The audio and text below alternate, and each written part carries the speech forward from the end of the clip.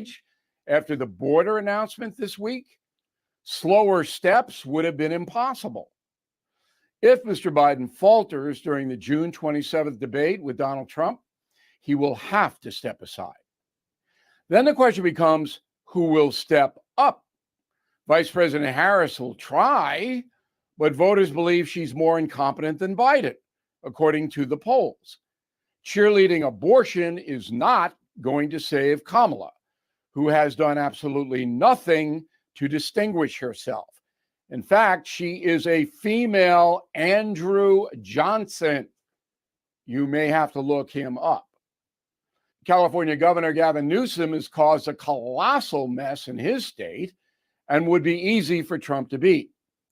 So who's left? Pete Buttigieg? No.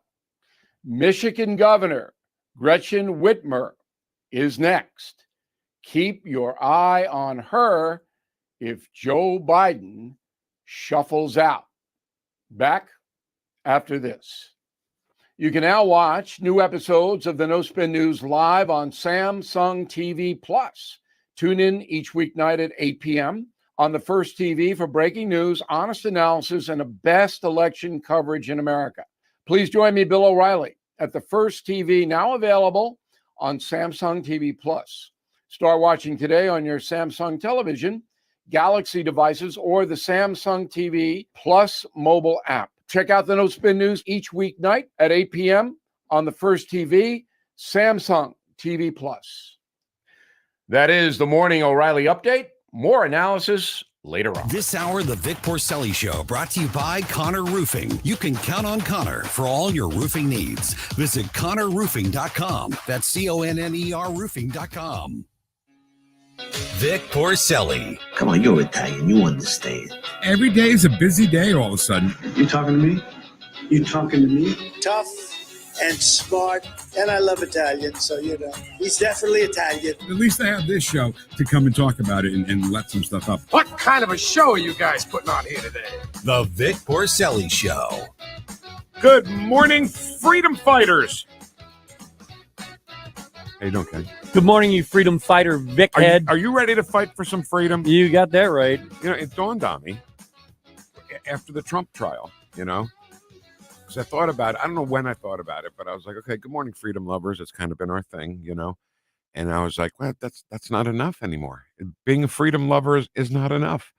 So we have to be freedom fighters, which also proves that we're freedom lovers. Does that make sense? Exactly right, yes. So good morning, freedom fighters. Fridays are always fun around here.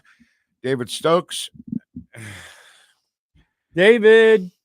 He's not here, right? Yeah, see, we heard him. So weird. I just said that. He heard us talking. David Stokes, Director of Municipal Policy at the Show Me Institute, coming up in just a sec. Larry Connors, the one and only. I want to hear Larry's thoughts on D-Day. By the way, I'm sorry to distract. Your monologue, Karen Cataline gave you the nicest review of your monologue. Yeah, I was so happy to see that. Everybody loved it. I don't know why I told you to do it, because now I feel like I shouldn't even be here. No. That's how good it was. Not at all. It just comes from the heart. Your heart is at least as big as mine. I could not do that, what you did. I couldn't do it as well as you did. So okay. Should I leave? No, I think you could do it for sure, Vic. Jay Ashcroft at 941. Susie Moore, she's been following this Hunter Biden trial, every word, okay? Every day she's got a story about the Hunter Biden trial every single day, and every day is a kind of a play on a song title. Every one. It's really, really cool what she did. Yeah, it's really creative. Susie at 10:05. Wheel of audio clips at 10:41. And we got a special thing we're going to do with Should that. We say something or just let's surprise. There's going to be a special spin today. Yeah, a special spin on the Wheel of Audio to commemorate something. I don't know. I should show up for rehearsal. Who's going to do the Pledge of Allegiance? Listener Nancy Mernon. Oh, Nancy. We love Nancy. Go ahead. I pledge allegiance to the flag of the United States of America and to the republic for which it stands, one nation under God, indivisible, with liberty and justice for all. Nancy's got a nice voice, too. Yeah. Between her and Ultra Mega Dishwashing Liquid Joy. Yeah. She's got a great voice. All right. Are we ready to roll here? We are in this corner, the red corner, the heavyweight champion of municipal policy, David Stokes. Good morning, heavyweight champ of municipal policy. How are you? Good morning, Vic. Good morning, Ken. Great to be on the air with you. So before we get into a couple of other topics here, I heard the morning show talking this morning about the trolley in the loop. Oh, yeah. And they want to do Mike hates that thing. Who doesn't? Who doesn't? I know. They want to have this passport where I guess you isn't it free anyway? Do you have to pay to get on that thing? You have to pay, yeah. Okay. So this passport that gets you on the train when there's like 3 people on the train anyway, but that thing's still rolling, Dave. I can't believe it's still even going. Well, it's funny you bring it up because I'm actually driving through the loop right now. So I'll see if I pass the trolley here in a minute. Right. They tried to kill it, appropriately so, and the federal government said you can't because there was so many federal funds involved in it. They said if you kill it, you owe us, $30 million. I wish the federal government had that much fiscal discipline for everything. It seems odd they're exercising it in this instance only, but you understand where they come from here, and it is crazy that it's still around. Hopefully I'll drive past it here in the next minute or two and I can give you a ridership report. So you're driving past it on your way here? Is that what it is? You're driving to the station? No. I'm eastbound, not on westbound. So sorry I'm not in the studio again, Vic. All right, eastbound and down. He's got a load of cores in the trunk. You know what's so wild about that trolley thing, Dave, is that I went to Utah. I went to Salt Lake City for some stuff for radio. And they made the streets wide so cars could go down, back and forth. It wasn't invaded by the trolley, right? And people could just hop on and off. You didn't have to pay. I think you had some kind of a pass, but I don't think you had to pay. This thing is such a mess that no one even wants to go down there anymore. It was hitting cars for a while, wasn't it, Dave? Absolutely. And that's an issue that they have in other cities too, is that, cars are so much larger than they used to be. Everybody's driving their Escalades around. The cars take up a lot of more room on the side of the roads than they did, 40 years ago. So these trolleys are constantly being blocked or hitting and stopped. It's really crazy. It's just one of many reasons why it never should have been done. Yep, I agree. And here, but you talk about Utah. So I remember seeing a trolley in, I think it was when I was in South Dakota once in a city, might have been Rapid City there. They had a trolley like that served their downtown, but it was basically just a bus that moved up and down. The problem with this trolley is the fixed route. It's exactly like Metrolink. If they'd have just done sort of a bus-like trolley, which other cities have, that could have been neat, and it would have cost a fraction of the money that they spent on the trolley without the years of construction that damaged businesses in the loop. And I love the U-City loop. I hated to see the businesses that suffered during construction and still suffer because of the trolley. And it's all money very poorly spent, unfortunately. They should at least hand out some free rice-a-roni. Well, yeah. Right? All right, Dave. So let's talk about the... I actually get that joke, Vic. Lots of people aren't going to remember that, but I love that reference. Yeah. I mean, when you hear rice-a-roni, what's the next thing? The San Francisco treat. No. First you hear ding, ding. Oh, ding, ding. Yeah. You hear the train. Oh, that's right. Yeah. And then the San Francisco treat. All right. I don't know why. So Dave, this Metrolink, you and I have talked about it with Ken, and it's like a bus could do the same thing, go up and down Jefferson Avenue, and now you're saying it's and great pun here, running off the rails. What's going on with it? Well, the good news is this is a good news about Metrolink visit this morning, Vic, is that St. Louis County, the Post-Dispatch had a big story on this yesterday. St. Louis County has rejected all of Metro's proposals to expand it further into North St. Louis County. Now, in order for that to happen, Metro would have to get the Jefferson Avenue expansion you just referenced. They'd have to get that done, and hopefully that will never happen. Hopefully they won't get the federal funds to do that. But at least St. Louis County has looked at the plans to go from the end line of that expansion near Natural Bridge and Grand up to North County and said no thanks. Yeah. Said we don't think it's the costs are going to justify the low ridership projections And so I think it's great to see the Page administration and others in St. Louis County government say no, that this is not worth it. So yeah, that's a wonderful result so far. Of course, Metro might come back with a different plan that the county likes. I hope not. But I loved seeing in this article in the Post that the county government and the Page administration deserves credit for this, said we're going to look at bus rapid transit options to expand in North County. That would be wonderful to finally say, let's use the technology that's available for buses to allow them to run more frequently and serve the people who need public transit with an improved bus system up there, as opposed to spending a fortune on Metrolink that will not achieve any of those goals. So this is all I'm ecstatic about this announcement by St. Louis County, and hopefully the city will. I don't think the city's going to change its tune, but there's always hope, and there's real hope that the feds will take a look at this absurd Jefferson Avenue plan and say, yeah, we saw what you did with the trolley. We're going to pass on this one along Jefferson here. Thank you. All right, listen, and this may sound like it's not true, and I don't know if it is true. I'm just saying, you come on this show all the time and talk about that Metrolink up and down Jefferson Avenue, and now all of a sudden they're changing it. Don't think they didn't hear you talking about it and saying, well, maybe he's right. Yeah. Maybe Dave's right. Maybe we shouldn't do this. I mean, back in the days of the river, this is crazy little story. Do you remember Mike Roberts used to be? Oh, yeah.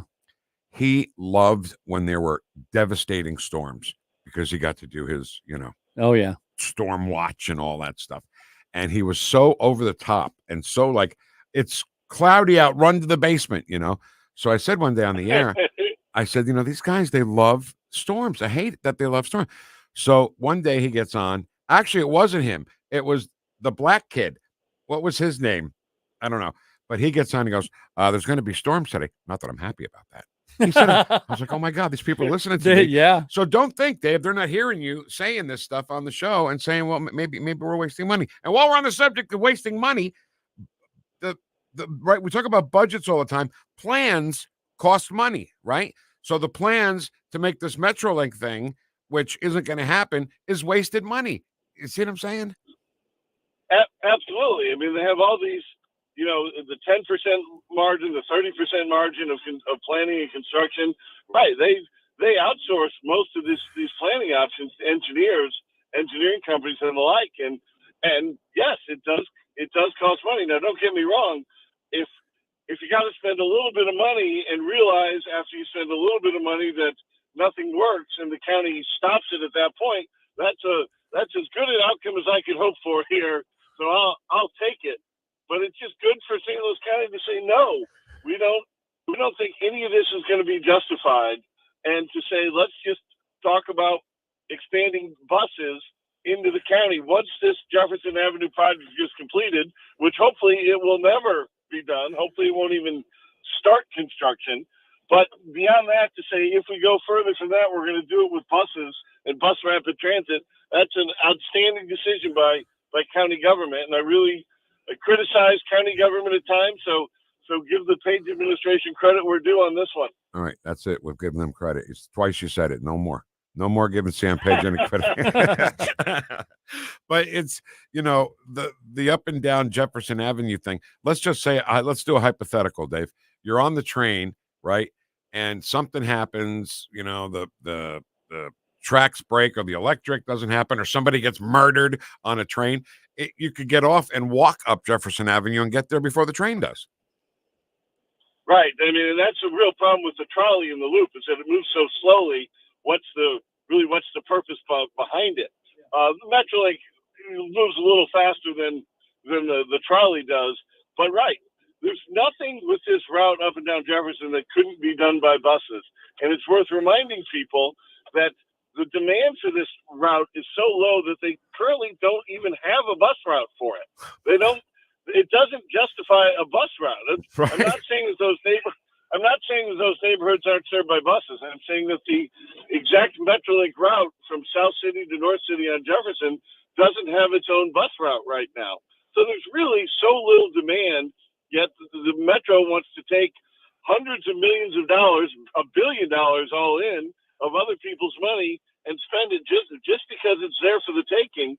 And as you said, like weathermen who love storms, I mean, metro planners and metro engineers and metro leaders, they like building Metrolink because that's what they're there for. That's what they do.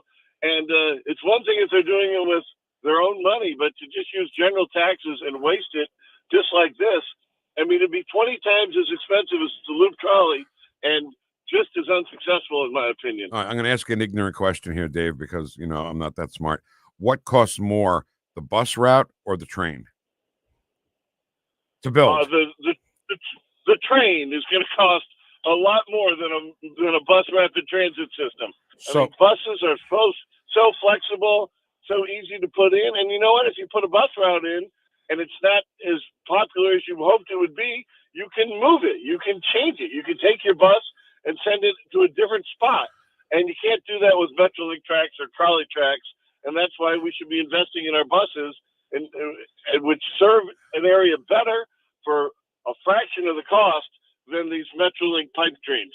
So why doesn't the process start with the cost, right? When they sit down, how are we going to get people up and down Jefferson Avenue? Well, we could put a bus or we could do a Metrolink. Why isn't the very next question, well, which is less expensive? Right. Why isn't that the very next thing said at one of these meetings? Because spending money is the point. Got it. It's fun. Right. Spending money is the point. There's billions in federal money available for projects like this, expanding Metrolink. You don't have nearly as much federal money available to just operate an effective bus system. So the incentive system is all wrong. And this is why we're $35 trillion in debt at the federal level, because they just want to spend money for the sake of spending money. And that's how we get failed projects right and left. I mean, the whole Metrolink system is unfortunately a failure. That doesn't mean every part of it is a failure. That doesn't mean what we have connecting the airport to downtown and Clayton and the sports stadiums. It doesn't mean it doesn't have a purpose and can occasionally and sometimes be beneficial. But this idea that we're going to keep expanding it to go to even less effective spots is beyond crazy, and hopefully it never happens. Well, I wish somebody would sit at these meetings and say, how expensive is that? One person. Yeah. I'm too busy. I can't do it. All right. David Stokes, heavyweight champion of municipal policy at the Show Me Institute. Thank you so much, man. It was great to see you here in the studio. Oh, no. All right. Maybe one day we'll see you in the studio. Great. Have a great weekend, everybody. You too, Dave. David C. Stokes on Twitter and Show Me Institute. Show Me don't mess with me today, okay?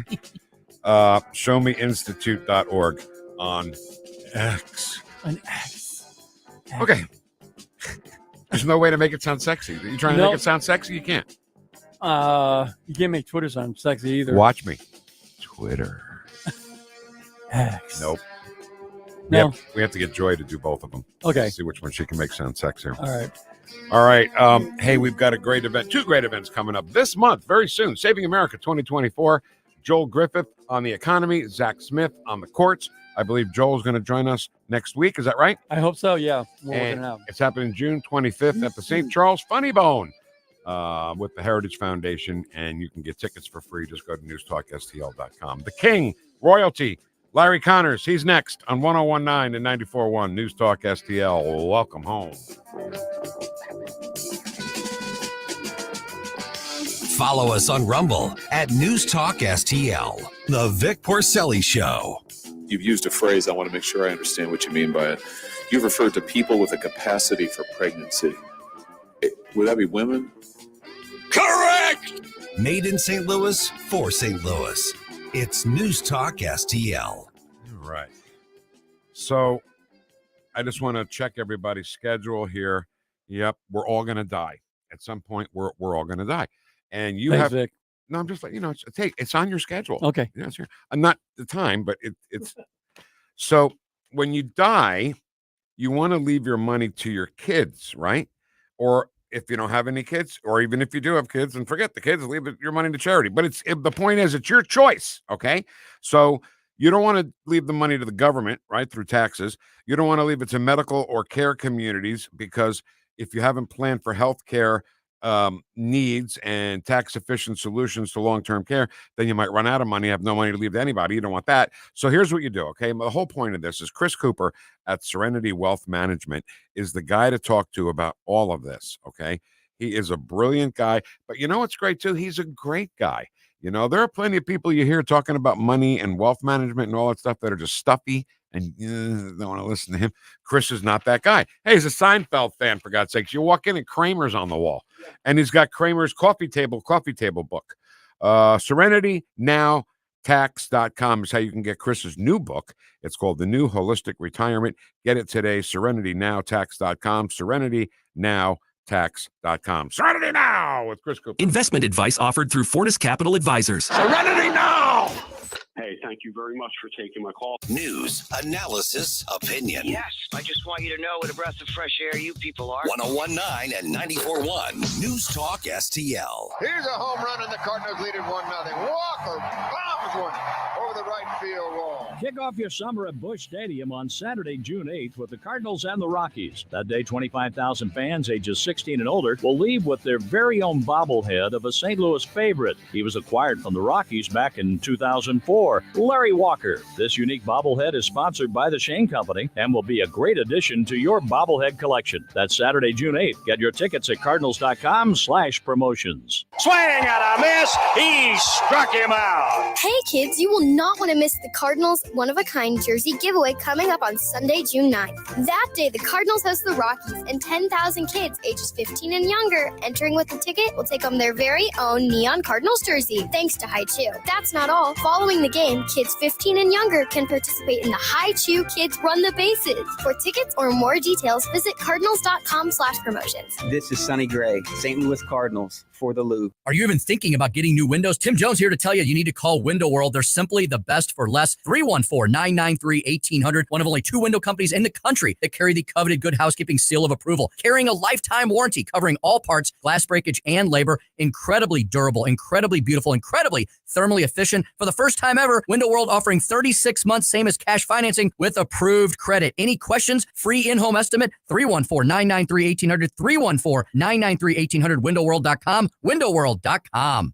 News, analysis, opinion. We respect your passion and your opinion. If it suggests a long-term trend, it's a real problem for Democrats broadly. 101.9 and 94.1. Number 1 for conservative talk. News Talk STL. Talk lines are open now at 314-912-1019. The Vic Porcelli Show. Vic. Yo, Vic. You're listening to the Vic Porcelli Show on News Talk STL. And welcome to it. I'm Vic Porcelli. That is Ken Williams. Hey, today is National Donut Day. Yeah, I didn't know that. I don't see any donuts in the lobby or anything. Joe. Yeah, Joe. I brought the holes. Oh, did you? Oh, good. Oh, good. Let me back up. That's what I always offer to carry. Can I carry the holes for you? Got them. Okay. They're heavy. So my point is, it's National Donut Day here, right? We have this contingency of Vic Heads. We're in the chat boxes and everything. Not one of them brought a donut for you or for me or for Mr. Connors. Disrespectful. Well, they don't need to come and they can visit. They don't need to bring donuts. No. I think you're wrong. I think they need to visit and they need to bring donuts. Let's go. Okay, let's go.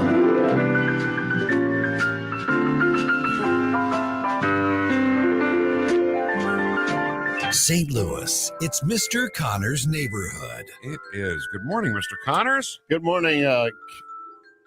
What's his name, Ken? Vic. Vic. Good morning, Vic. Because I thought I heard him saying earlier, "Don't mess with me today." Oh yeah, that was an open door invitation. Don't lead him on. Don't encourage him. I need to lighten things up here a little bit. I forgot to do it earlier. Okay. It's Friday. Yes. There Great. we go. Now it's all great. Yeah, even keeled now. Yeah. All right. What does that mean, even keel, by the way? Even keel is that a everything's sailing thing? copacetic. No. As my dad used to say. Yeah, but where'd it come from? It had to I come don't from know. like the pirates on a Probably. ship or something, right? Oh, I'm sure the even pirates keeled. use the word copacetic. Oh, you've been even killed. Okay. Nobody knows out of the two of you? No. Do I care? No. Okay. No. Okay. So let's talk about this Wall Street Journal article about Joe Biden. 45 lawmakers agreed that he is slipping, as they said, behind closed doors. You know, he said it takes 10 minutes to just start a meeting because it takes him that long just to say hello to everybody. Right. And then we watched him at the speech in Normandy yesterday. Larry, how are we letting this go on? Well, the part I saw of the speech, I'm going to give him credit and praise for. He handled it in an effective way. Could have been better. Was that when he was talking about the troops, the Ukraine troops? No, which had nothing to do with any of and I this? have a real issue with when he put that in and ignored and talked about them fighting against a tyrant, and he's standing there and he's talking about World War II versus Hitler primarily and Japan, and he didn't bother mention Israel fighting for its existence, and they are Jews that would be exterminated just as Hitler was wanting to do. And I thought, how can you mention one and not the other? Great point, Larry. But above and beyond that, he slurred a couple of words, but overall, I'm thankful he was there. He is our commander-in-chief, and you look at some of the men that were there in uniform that had served, and I didn't see a lot of applause or even a smile from them, except when he was praising them. I mean, they were there, polite, respectful. You're the third. That's the way they were raised that way. You're the third person that's brought that up. Me being one, Jeff Allen, our boss, being two. That you could see the guys behind him, because that's the new thing now. Whenever you speak, you have to have people behind you, right? And one guy was smiling. Nobody was applauding. One guy was like scowling at him. This is like a 90-something-year-old guy, you know. I think several of them were, they're not proud of the leadership we have now, but they were raised to the generation, chain of command, and you respect it.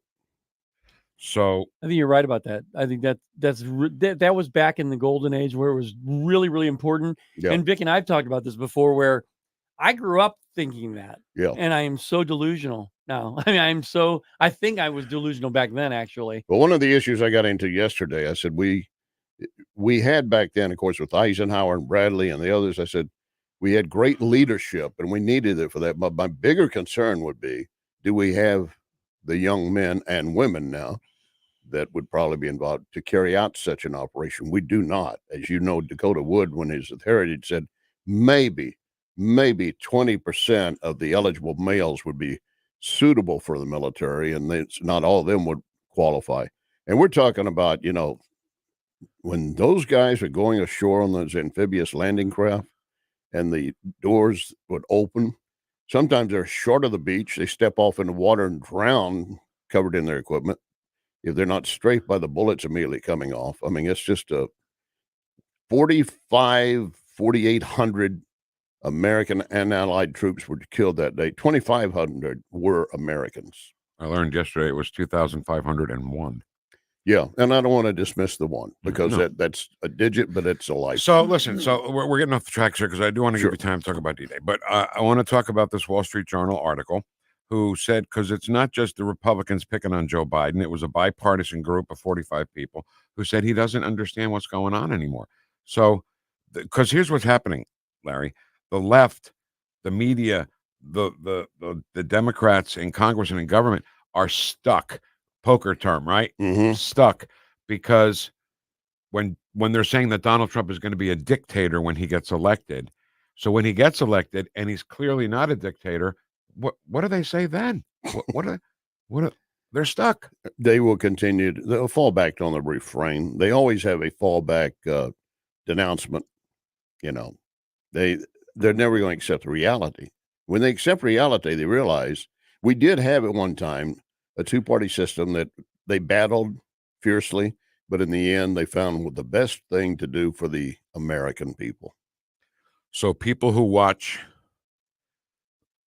the Pfizer legacy media, did I get that right? Yeah. Now watching everybody on MSNBC, everybody on CNN, everybody on the left saying he's going to be a dictator.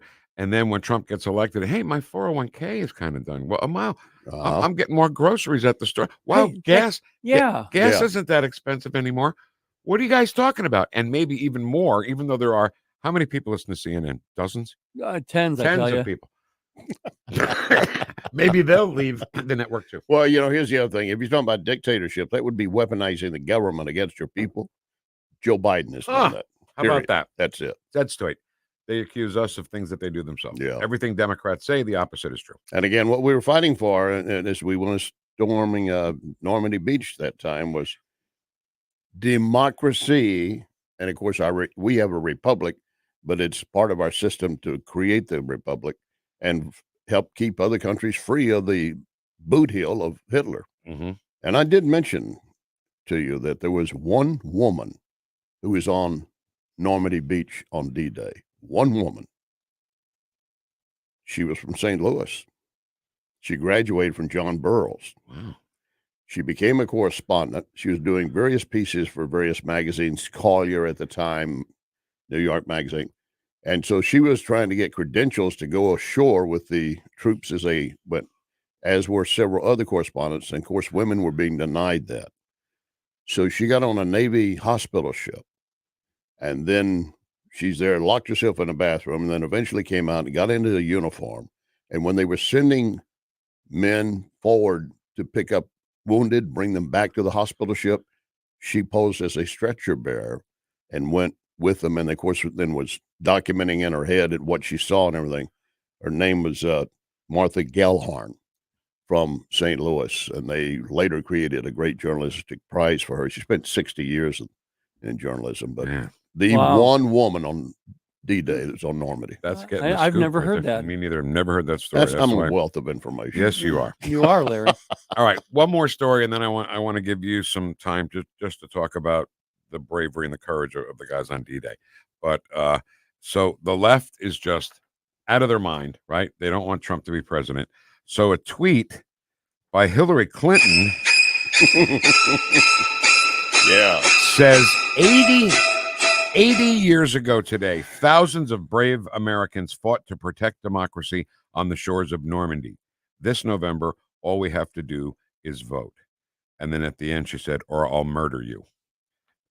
What do you think about Did she add that last few words? No, that was editorializing on my part. I saw that tweet and I never saw those words. Or I'll murder you, she said. But the bottom line. That's wrong because she would have said, I'll suicide you. Yeah. Right, I'm sorry. That's right. So, I mean, what Jeffrey Epstein did. Never mind. Okay. Very, very quickly on that comment. Yeah. On that comment. I was distressed over it. I saw it. I started including the show, and I thought, it's just more of their bull stuff. And so I thought I'm going to ignore it. I wasn't, but I was thinking about it. But I got to tell you, I mean, they had no concept of what Americans care about. And to add that in there, I mean, it's crass, much less being classless. And it absolutely diminishes what took place on Normandy that time. Well, you had not only her, but she was saying that Trump was Hitler, comparing him to Hitler. And everybody in this room and everybody listening right now, basically, we're Nazis. No. And you need to go out and vote to get rid of these Nazis and Hitler.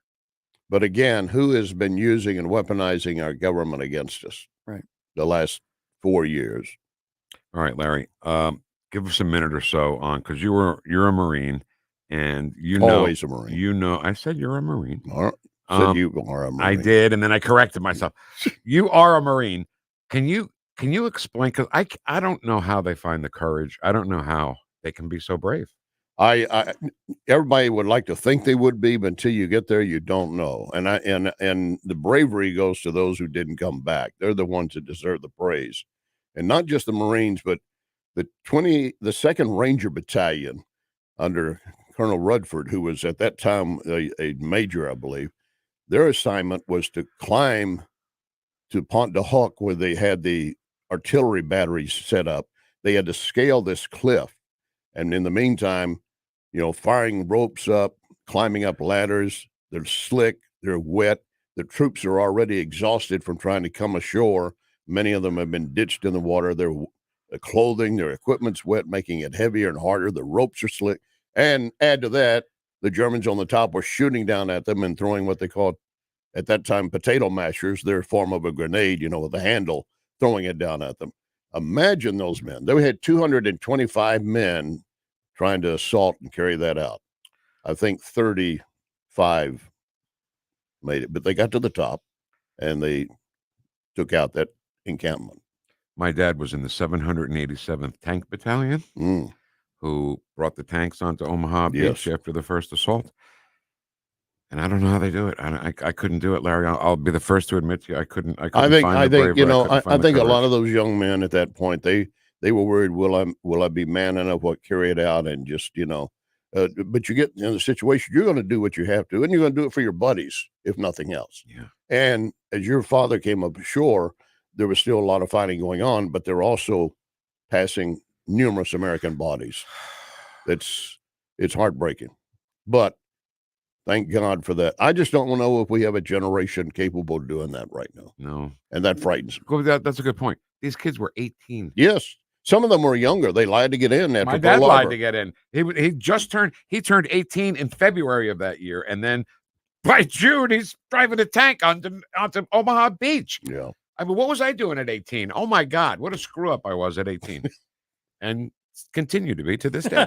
I was not going to add that. Mr. Connor's Neighborhood on the Vic Porcelli Show. Larry Connor's USA, 6 to 8 tonight. Commentary, 7:30, 12:03.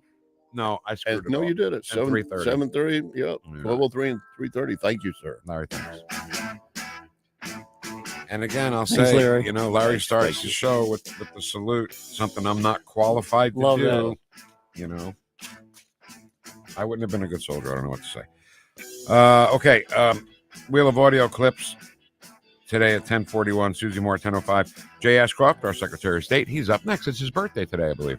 Yeah, it is. Happy I birthday. think so. I think so, too. That's next on 101.9 and 94.1 News Talk STL. Number one for live and local conservative talk. Follow us on Rumble at News Talk STL. The Vic Porcelli Show. We've always had the compelling value sets of visions of America. One of those value sets is revenge and retribution. On News Talk STL.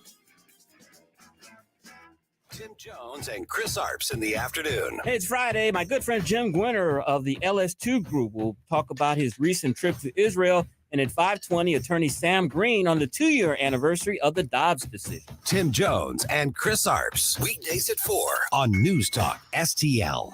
Hello, I'm Mike Lindell, and I'm excited to bring you the best price ever on my exclusive Gaza Dream Bed sheets. If you're on the front line fighting Hamas, you need the best sleep possible on my exclusive Gaza Dream Bed sheets, made from the finest cotton in the world, grown only in a region between the Golan Heights, the Dead Sea, and the West Bank. My Gaza Dream Bed sheets will get you the great night's sleep you need to kill Hamas terrorists. Order now and get a pair of my pillow slippers to sneak up on those Hamas terrorists. Use the number on your screen and use the promo code SHALOM. Please order now. Hey, it's Columbo for Capriotti's Sandwich Shop. Capriotti's is famous for setting themselves apart due to their dedication to superior quality and ingredients like slow-roasted, hand-pulled whole turkey and American Wagyu straight from Snake River Farms. That dedication to superior quality is evident from the very first bite into a Capriotti sandwich. Visit Capriotti's Sandwich Shop 7 days a week at the corner of Manchester and McKnight in Rock Hill, and get more info, including how to impress at your next event with their great catering at capriottis.com. News Talk STL is proud to have Doug Voss as part of our lineup every week. Doug has been a staple on St. Louis radio for many years as one of the leading financial experts in the area. You can hear Doug and Safe Money Radio 3 times every weekend on News Talk STL. And in case you miss anything, you can check it all out at DougVossSafeMoneyRadio.com. What else do our listeners need to know, Doug? Simply put, I focus on helping pre-retirees and retirees build, preserve, and protect retirement assets, and I've been helping my clients solve their insurance and financial needs for the past 33 years. I also strive to educate my clients on how to prepare for retirement, minimize the impact of market volatility on their assets, and deal with the challenges of increased longevity. Call me today at 844-676-SAFE. That's 844 888-676-7233. Doug Voss is a registered representative. Securities offered through DHL Securities, LLLP, member FINRA and SIPC. This hour, the Vic Porcelli Show, brought to you by Connor Roofing. You can count on Connor for all your roofing needs. Visit ConnorRoofing.com. That's CONNER Roofing.com.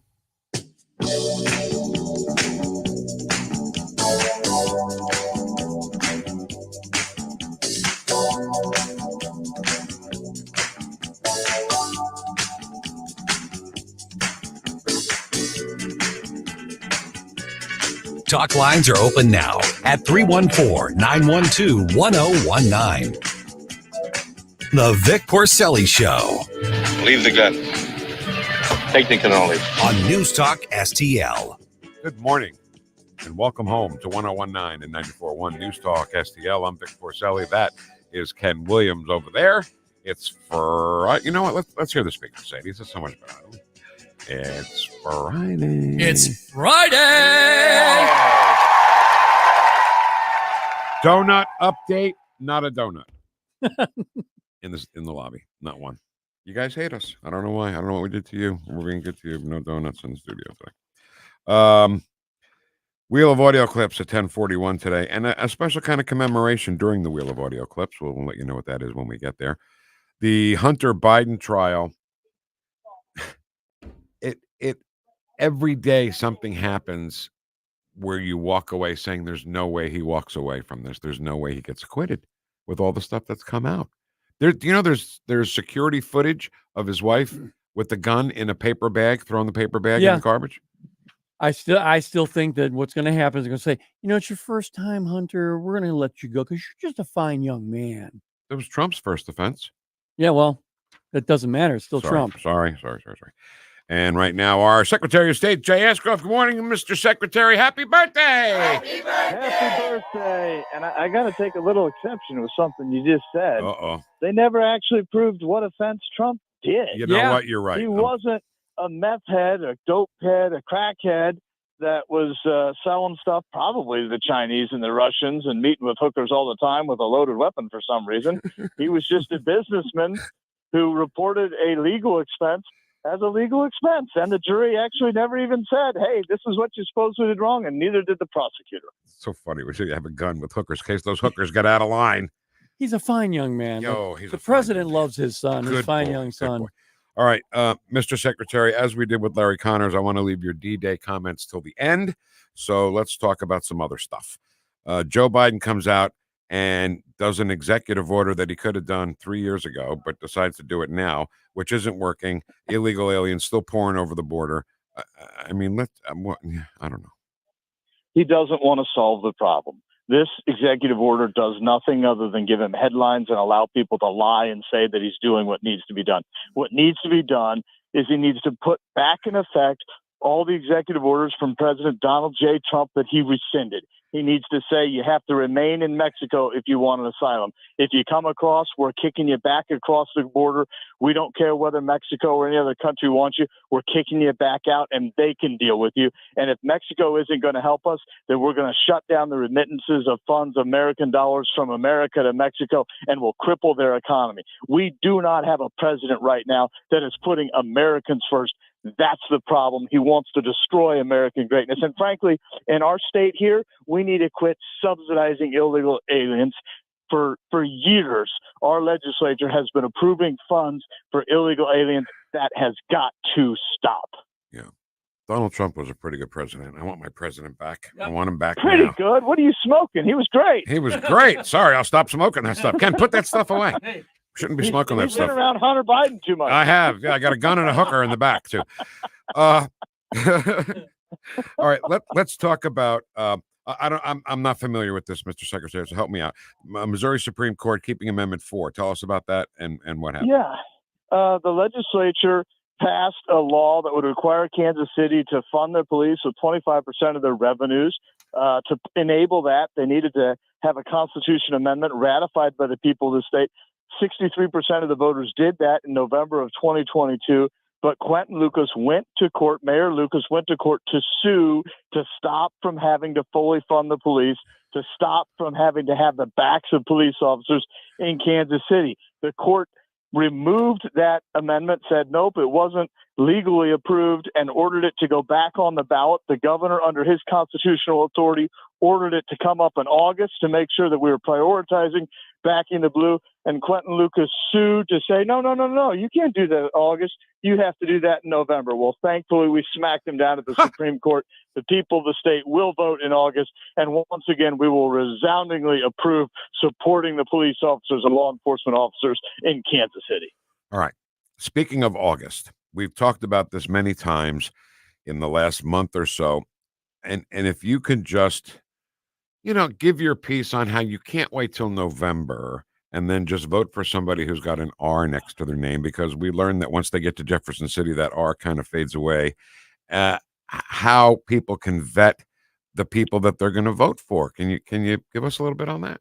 Well, first of all, radio ads are better than TV ads, right? Yeah, absolutely. Radio gets secondly, results. What you have to do is you have to look at what they've actually done. Read the actual bill. Don't believe a word any elected official or politician says. And I include myself. Look at my record. Look at other people's records.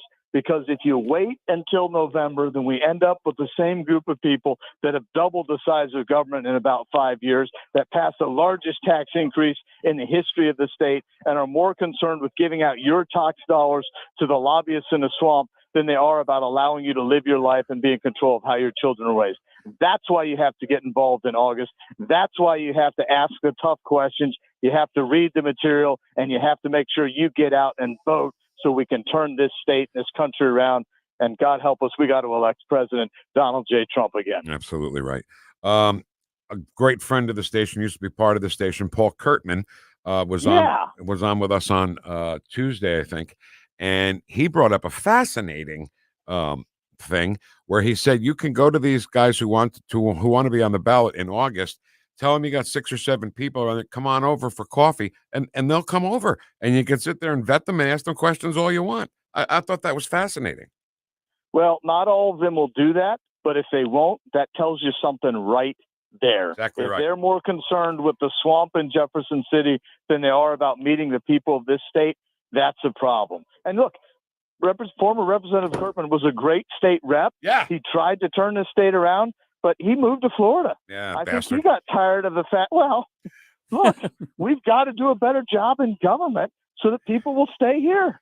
Absolutely right. And he's just, I swear to God, he is one of the smartest people I've ever met in my life. Yeah, and he's flourishing there. You bring up something, he knows everything about it. Expert on the Roman Empire. Absolute empire. Right. All right. Let's talk about something else.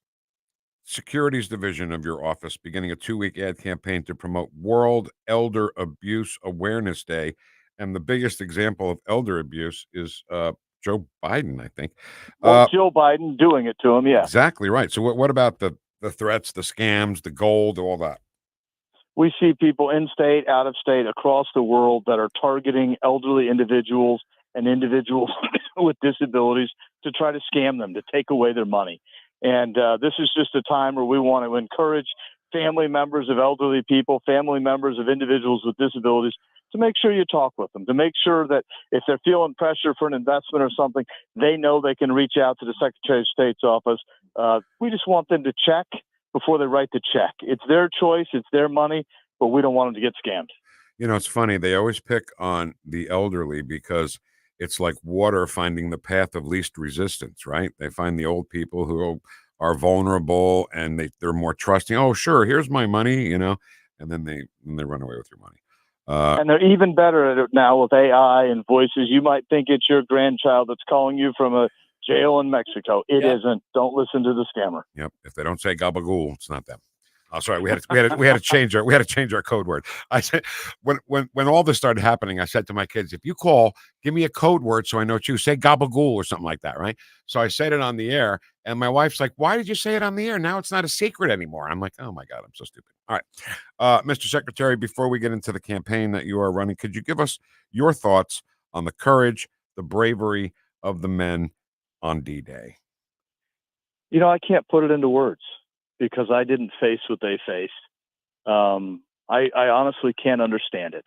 Our greatest men and women that were willing to put their lives on the line, most of them, if not all of them, had a pretty good idea that they were going to die. Thankfully, they didn't, most of them.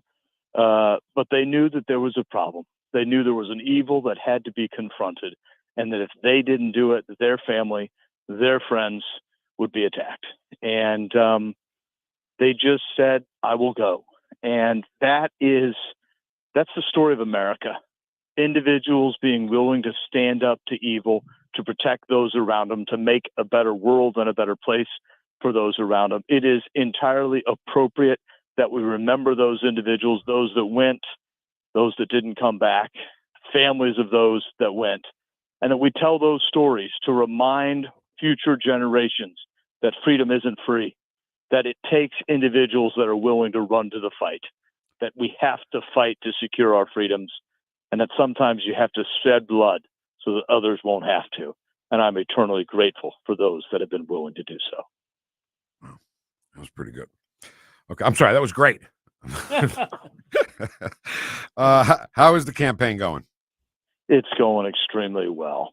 We're down under 9 weeks, just continuing to get out and speak to the people, listen to the people, and show them a vision, not just governance saying you have to meet this low-level barrier or else the police will come after you, but to create a vision and lead them, to show them what is possible that they didn't realize was possible, and how we can elevate this state, give every Missourian the ability to control their children's education and to get a challenging education, to get rid of our income tax, to cut spending, to have public safety. We can do it, and the people of the state are going to require it and demand it at the ballot box on August 6th. Campaign website. AshcroftforMissouri.com, at @JAshcroftMo, what used to be called Twitter. Twitter. Ken and I had a conversation because he hates that I still call it Twitter, but I still call it Riverport out there, So I always say Twitter, and he says X. And I said, saying Twitter's sexier. Twitter. X. Hey, at least I didn't get my MySpace one. That's right. No kidding. Wow. Mr. Secretary, thank you so much. Have a great weekend. Go Battlehawks, right? You too. Caw-caw. It's amazing to me that the Battlehawks, if they win Sunday, they play in the Super Bowl of the UFL, the UFL Championship, and all the games are here. Yeah. The conference game's here, and the championship game is here. If they get into that championship and there's not 70,000 people, I'm going to be mad. Right. So go down there. Are you going to try and go? No. Ken, why didn't I? I'm going to be mad, but I'm not going. You can be mad at me. I didn't say like you can be mad at me. I want to try and go. I can't talk. I want to try and go. Yeah. I just it's down here. I mean, it's not down here. We're not down here anymore. It's in the city, the stuff hole of the city. Why didn't they build the soccer stadium and a dome out of the city? Why does it have to be in the city? There was a proposal about that, but they why shot didn't it they down. do it? All right. It's Friday, and we've got our Friday lineup all ready to roll. Susie Moore has written some great articles on Red State about the Hunter Biden trial. We'll get into those. And the wheel of audio clips at 1041 on 101.9 and 94.1 News Talk STL, number one for live and local conservative talk. Whoosh. To have a roof over your head, a nice roof over your head, is very important. That's Rick talking about his experience with Rhino Shield ceramic coating. We got Rhino Shield 18 years ago, and they're very cooperative on getting us the right paint. They're in and out and done in no time. Once it was finished, looked great. We were very happy with it. The main reason Rick called Rhino Shield is because it's backed by a 25-year transferable warranty. We've watched a lot of people get their house painted 3 or 4 times, and we haven't had to do any of it. I don't know about you guys, but I don't want to have to paint it every 5-7 years. Take a tip from Rick and put down the paintbrush and call Rhino Shield for your free evaluation. 877-25-RHINO. 877-25-RHINO. Or visit 877-25rhino.com. We got Rhino Shield 18 years ago. Financially makes sense, especially if it's going to last like this did. Still looks great. Call now. 877-25-RHINO or 877-25rhino.com. Don't paint, don't Rhino. Go Rhino Shield. Never paint your house again. Rhino Shield. Hey, Columbo here for the cleaning pros at Zero Res. Summertime in St. Louis means things like family gatherings, barbecues, and graduation parties, and Zero Res knows how important it is to have your home as clean and healthy as possible for your friends and family, so they're kicking off summer with an amazing offer. Book a cleaning in June and mention the Columbo special, and you'll get 3 rooms of carpet cleaned starting at just $129. Plus, you can take $50 off an air duct cleaning. Just mention the Columbo special when you call 314-474-2020 or when you book online at ZeroResSTL.com. Hi, it's Mike Ferguson here. Join me on Monday, June 17th at the Jefferson County Republican Club Conservative Showcase. I get to MC the thing. We're going to feature GOP candidates running for state representative and state Senate seats in Jefferson County's districts. It's a great opportunity for you to meet the candidates and hear from them on how they're going to make Jefferson County and Missouri a better place. It all starts at 7 o'clock and it will take place at the Hillsborough Community Civic Club. To learn more, go to jeffcogopclub.com. That's jeffcogopclub.com. KLGY HD3 Clayton, K270BW Bellefonte, KNVS Bowling Green. This is News Talk STL at 1019, 94.1, and always streaming at NewstalkSTL.com. Breaking news this hour from townhall.com. I'm Jeremy House. President Biden has for the first time publicly apologized to Ukrainian President Volodymyr Zelensky for a month-long congressional holdup in American military assistance that resulted in Russia making battlefield gains. Mr. Biden and Zelensky met today in France. Former President Donald Trump says he has what it takes to fix the American economy. I predict, and I will tell you, I'm going to get energy costs down to much less than 50% of what they are now all throughout our country. And that's going to have an unbelievable. And once that happens, interest rates are going to follow. Interest rates will naturally follow. It's not as complicated as people think. And I did it. We had no inflation. We had the greatest economy in the history of our country. Mr. Trump spoke at a town hall event yesterday in Phoenix. 272,000 jobs were added in May. Last month's robust job gains suggest that the economy should keep expanding at a steady pace. A healthy job market typically propels consumer spending, the economy's principal fuel. Some recent signs of economic weakness have raised concerns that growth was faltering. May's job report could help assuage those worries. President Joe Biden is likely to point to Friday's jobs report as a sign of the economy's robust health under his administration. The presumptive Republican nominee, Donald Trump, has focused his criticism of Biden's economic policies on the surge in inflation, which polls show still weighs heavily in voters' assessment of the economy. That's correspondent Bernie Bennett reporting. The prosecution has rested its case against the president's son, Hunter Biden, who's accused of lying on a federal gun purchase form when he said he wasn't using drugs at the time he bought a revolver in 2018. Prosecutors say Hunter Biden was actively using drugs around that time and purposely lied on the form. On Wall Street, the Dow is up 58 points. More on these stories at townhall.com. Government debt is now exploding by an unprecedented $1 trillion every 90 days. Think of that. It's a clear sign that our nation's finances are spinning out of control, and it's putting the savings of every one of you at risk. Hello, I'm Lance Wallnow, a news analyst and best-selling author and an evangelical leader. I'm deeply concerned about the impact this runaway debt is going to have on Christians like you who have worked hard to build your own nest egg for your family. To protect your financial future in these uncertain times, you need to diversify with something tangible and proven, like physical gold. That's why I recommend a gold IRA. To learn more, text FAITH to the number 989898, and my friends at Birch Gold Group will rush you a free info kit on how to move your IRA or 401k to physical precious metals, tax and penalty free. So don't wait. Just text the word FAITH to 989898 to get your free info kit on gold IRAs. Birch Gold Group is the only company I trust. There's no obligation. So text FAITH to 989898, and I pray this information helps you achieve prosperity and peace of mind. It was a bit. This hour of News Talk STL brought to you by Chris Cooper and Serenity Wealth Management. Discover little-known strategies that could be the difference between choosing the care you deserve or having someone else decide it for you. Get a free copy of Chris's book at SerenityLTC.com. From the Michaels Flooring Outlet Weather Center. Sunshine in the driver's seat today. A fantastic Friday forecast. Low humidity, a warm high around 87. Looks warm and dry this evening too, but rain and storms move in after midnight into Saturday morning. Some gusty winds, spots of heavy rain possible, down to 65 for the low. That rain moves out, leaves us with some dry time from late tomorrow morning into the afternoon. A muggy high of 84, and then watch for scattered stronger storms to develop after about 7 o'clock Saturday evening. That's your first alert forecast. I'm meteorologist Matt Chambers. Vic Porcelli. Come on, you're Italian. You understand. Every day is a busy day all of a sudden. You talking to me? You talking to me? Tough and smart, and I love Italian, so he's definitely Italian. At least I have this show to come and talk about it and let some stuff up. What kind of a show are you guys putting on here today? The Vic Porcelli Show. Hi there. Welcome back. I'm Vic Porcelli. That over there, that guy, that good-looking smart guy over there, that's Ken Williams. Hi, Ken. Morning, Vic. Wheel of Audio clips at 10:41 today with a special commemoration. We'll do that at 10:41. Don't miss that. And right now, it's smoozy time. Oh, smoozy time, right? Smoozy time. I love you, Susie Q. I'm the boss. How about that? And I should have listened to Susie Moore from the beginning. Susie Moore, Deputy Managing Editor at RedState.com. Hi, Susie. How you doing? I'm good. How are you, Vic?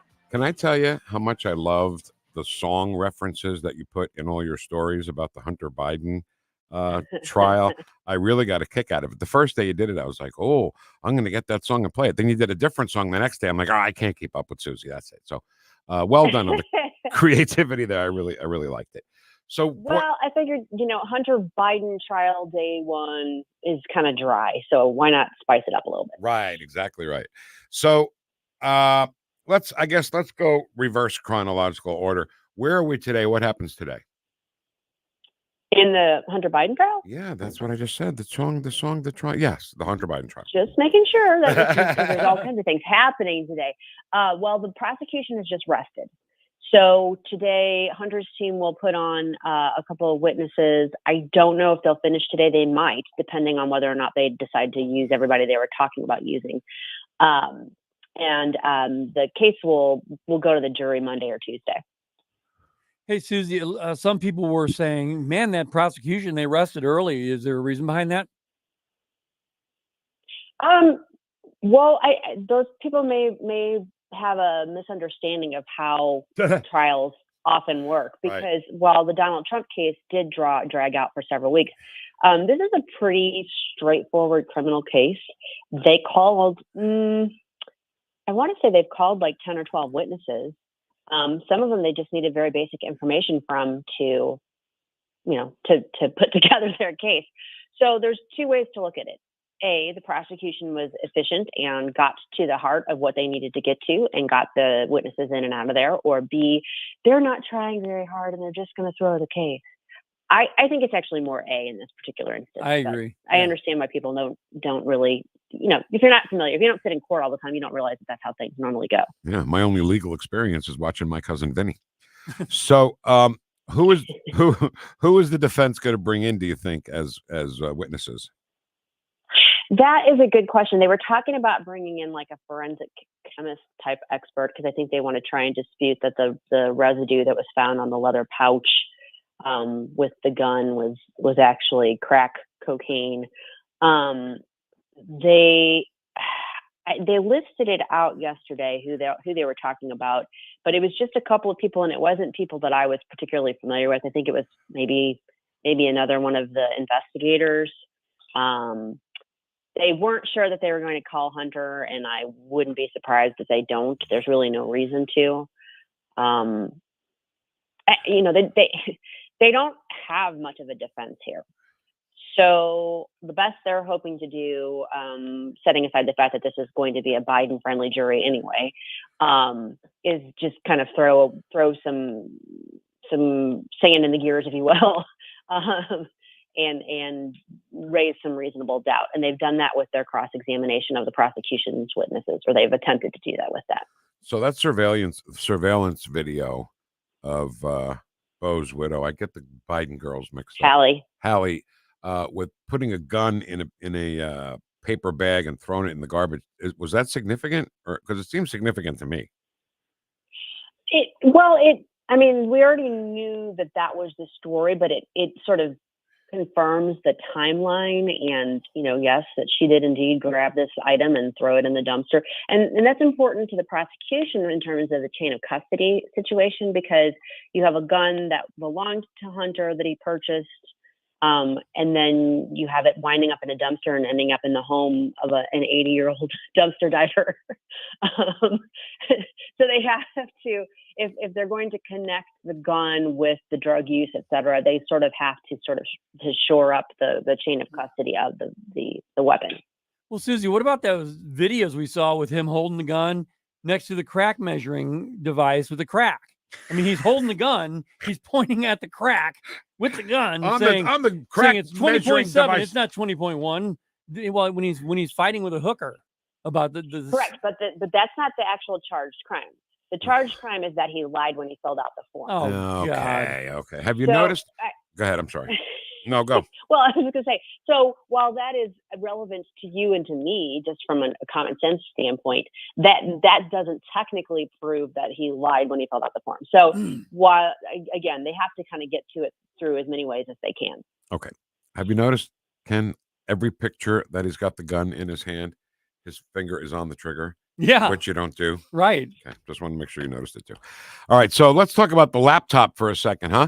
The laptop that was Russian disinformation that Joe Biden said was a bunch of garbage, what Trump was saying about the laptop. When something's been entered into evidence, I guess that kind of verifies that the laptop was real.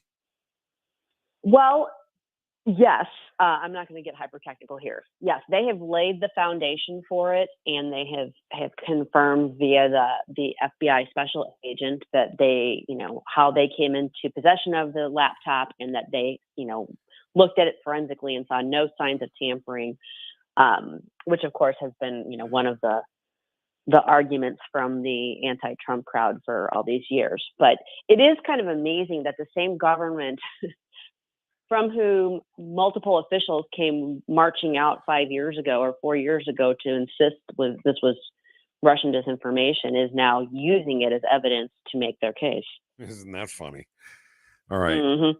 So Biden at the D-Day commemoration, you know what? I don't know how anybody's proud that he's our president, because he can't do anything anymore. And that Wall Street Journal report that Nancy Pelosi called a hit job, we see it. We don't have to worry about behind closed doors. We see how he's declining. Mm-hmm. Yeah, it is. I can't remember who it was. Oh, I think it might have been.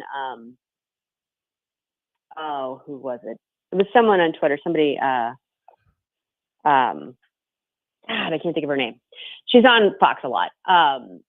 And she was talking about, if you're Biden's people, don't you think it's time for him to come out from behind the closed doors and show everybody this dynamo they keep talking about? Right. Behind the we're scenes, only seeing the bad version of him. Somebody in his administration said, we can't even keep up with him. What does that say about them? That they can't keep up with a guy that crawls? That they're dead. Right. Yeah. Comatose, apparently. Right. Well, Saturday Night Live even spoofed it. They said it was actually a thing where they were saying, yeah, he's really, really slow and cognitive in front of people, but behind the scenes, you should see this guy. He's up constantly, he's running the halls. What do you think, Susie? The thing about that's crazy is, it's not even like, it's not even decent spin. Like, they could try and address it and kind of like divert it by saying, yeah, you know what? He is 81 years old. He does move slower than he used to move. But here's the thing. He's with it on this and this. He's got all this experience. It balances out because of X, Y, Z. They could try and like lean into it. And I think at one point they did kind of try to do that. But this flat out gaslighting of, no, he's not shuffling. He's not falling up the stairs. He's not losing his mind. What are you talking about? It's ridiculous. And I've never seen us as a country look weaker than we do right now when Jill has to take him by the hand and walk him off the stage in the middle of the shaking hands part of the ceremony and walk him off to the bathroom, I guess. But we don't look I don't think we've looked any weaker on the world stage. No. I mean, I think many of us felt like the Jimmy Carter years were not good years in terms of our projecting strength to the world, and this overshadows those by far. And I feel like we've talked about this before, Vic, but my dad he passed away 4 years ago, and before that he was dealing with Alzheimer's. So we watched him decline, and it was hard. It was really, really hard. And anybody who's had an elderly relative kind of go through the stages of whether it's Alzheimer's or just general decline, it's hard seeing that happen. But it when you're seeing that happen. And unfortunately for Joe Biden, his decline has come in his early 80s, late 70s and early 80s, whereas for some people it doesn't come till later on. But we're all watching it happen. We know what we're seeing. The whole world knows what we're seeing. So this attempt to just pretend like it's not happening, it's otherworldly. I'm sorry that you had to go through that with your dad, because I said to my wife, I said, if I had dementia or Alzheimer's, I'd rather die right there than go on not knowing who you are, not knowing who the people that love you are. I mean, it's a terrible, terrible disease, isn't it? All right. It is. I hate it. It is. And I don't know that he technically has that, but he certainly is senile. He certainly is showing signs of some level of dementia and decline, and he isn't up to the job, and we all know it. All right. Let's talk about the upcoming election. Okay. Speaking of up to the job. Yeah. The left is trying to say that if Donald Trump is elected, he'll be a dictator, a tyrant. For example, I didn't even know this guy was still alive. Chris Matthews. And I'm telling you, Trump could end up rolling the score. I've got the Congress. I've got the Supreme Court. I own it all. I am a dictator. It's very reasonable to assume that's where he's headed. Susie, is it very reasonable to assume that's where he's headed? No. No. No, only in the fever dreams of people that are so deranged by their hatred for him, or who feel that there's political advantage to continue to spin up that fear in other people. I want you to hear another piece of audio here, somebody that everyone in Missouri certainly remembers, Claire McCaskill. And the irony here, I mean, let's step back for a minute and think about this. It's a gun charge. Now, understand that what the Republicans want to do is allow everyone to buy guns everywhere without ever having to tell the federal government anything. Right. They are so totally opposed to the idea that the federal government gets to know anything about them and their gun purchases. They don't believe in the law that he is being prosecuted under. I thought the blowhard was done. You are a gun owner. Yeah. Did you do the background check thing and sign the thing? You have to get a gun. Oh, you do? Not according to Claire McCaskill. Are you sure about that? Yeah, I'm absolutely sure. So here's my question to you, Susie. The left is so convinced he's going to be a tyrant. Democracy is going to end. Oh, my God, he's going to be a dictator. What are they going to do, and what are they going to say when Donald Trump gets elected and he's not a dictator? Oh, they'll find plenty of things to say, like, he's colluding with China or Russia, and there's all kinds of nefarious things going on, just like they did with his first administration. It won't necessarily be grounded in truth, but by the time we actually get to the truth, it'll be 5 years down the road. Okay. So, they'll do more of the same. But what about that? Okay, let's talk about that for a second, because I really feel that the American people, they're awake now. I mean, I don't think it's going to be as easy for them to say, "Oh, Russia collusion, look what's going on now." I think now we're in a better position to say, not going to happen this time. Well, I think we've seen a whole parade of these, narratives that have just crumbled and come, even recently with Fauci's testimony, with all these things where it's like everything that they claimed is turning out not to be true. Now, the true partisans, the diehards, that's not going to matter to them. They'll find a way to excuse it and wave it away. It's the people in the middle, and it's always the people in the middle that make the difference in the elections and the close elections. It's them. And I know that there are people in the middle who are looking at this going, yeah, I don't buy into the Democrat stuff anymore. Whether that means a vote for Trump or just a non-vote for Biden, that remains to be seen. But I definitely think it's making a difference. And real quick, I do want to address something that Claire McCaskill was saying. Yeah. There's a fair argument, if you're a strong 2A proponent, there is a fair argument to be made that perhaps the regulations that are in place and under which Hunter is being prosecuted should be reexamined. And maybe there is an issue there. Maybe there is a constitutional argument against them. Wouldn't it be ironic if Hunter's team actually made those arguments and continued to take those up through the courts, up all the way up to the Supreme Court, and it was Hunter's case that got those rules struck down in the face of his father's very anti-gun administration. Yeah, it's a crazy juxtaposition, isn't it? Everybody stands It is. on the Second Amendment. So getting back to what we were talking about a second ago, it's not like the left and the media and the Democrats are saying, well, Joe would just make a better president. They've gone so far to say that Donald Trump is going to lock them up when Donald Trump didn't go after Hillary Clinton when he clearly could have, but he didn't weaponize the DOJ. Biden administration is weaponizing the DOJ. You see what I'm saying? They're going so far that people think they're going to be in the dungeon hanging by chains. And when it doesn't happen, I just don't know what's going to happen. I feel like CNN and MSNBC should at least just crumble and go away. Yes, but they won't. And you know what it reminds me of, Vic? It reminds me of kids in the backseat of the car, and the one sibling is poking at the other one, and the other one's ignoring them because mom or dad has said, just ignore him. Just ignore him. Yeah. And they keep ignoring him, and they keep ignoring him, and he keeps poking and poking and poking, and finally out comes the backhand. And then the guy who was poking goes, Mom! Yeah, exactly. Great analogy. That's exactly what they're doing, because here's the thing, if Trump has revenge on his heart, if he is, looking at this through new eyes and would take a different approach in this presidency than he did in the last one, it's because of how vicious they've been against him. Yep. Just on a personal note, Ken didn't even have to poke his brothers, right? Right. All you had to do was look at him.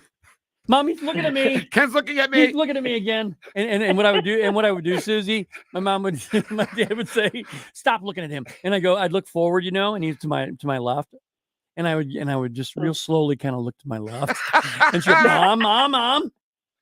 God, kids are terrible. I don't know why we have them. No, I'm just They kidding. are. I'm kidding. And here are the Democrats being just like them. They are the children in the back seat. Well, you know what? Don't make me pull this country around. Oh, wait a minute. We do have to pull this country around.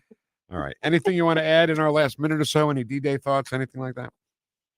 Oh, you know what? I thought that it was really neat seeing some of the commemorations honoring D-Day, especially since it was the 80th anniversary. I don't know if you saw, there was a clip with Martha McCallum and a veteran. I did. I think his name was Rondo. Yes. That was such an amazing clip. And it was so touching to see him and some of the other veterans reminiscing, because there's so few of them left anymore. But I was glad to see overall there was a lot of kind of positive reflection going on yesterday in light of the anniversary. And I thought it was cool that congressional delegation of veterans went over there and did the jump to in honor of that. I don't know if you saw that. I did. I saw the 92-year-old guy jump out of the plane like he did. Oh yeah. And part of the message of every one of these old timers was the men that they were fighting alongside. It meant everything to them. Everything. Absolutely. Absolutely, yeah. And it's unfortunately that kind of mentality and message has been lost in a lot of ways, but hopefully yesterday helped kind of revitalize it. Susie, they were 18. And some of them 17 and 16. Yeah. Because they left. You know what a screw up I was at that age? Me too. So I got no room to talk. Okay. Susie Moore, Deputy Managing Editor at redstate.com. Thank you very much, Smoozy Q. We'll talk next week. Thanks, guys. Have a great weekend. Yeah, you too, Susie. Thank you. That guy Rondo. He was 100. He's 104. Miles ahead of Joe Biden cognitively. Oh, yeah. Miles. I mean,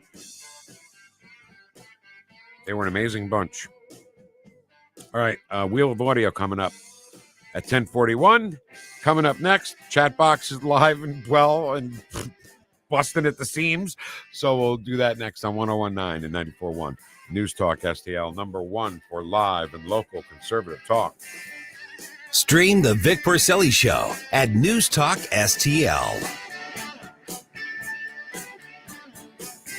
You're listening to the Vic Porcelli Show. From Charlotte, one and another line going from in Florida down to Tampa.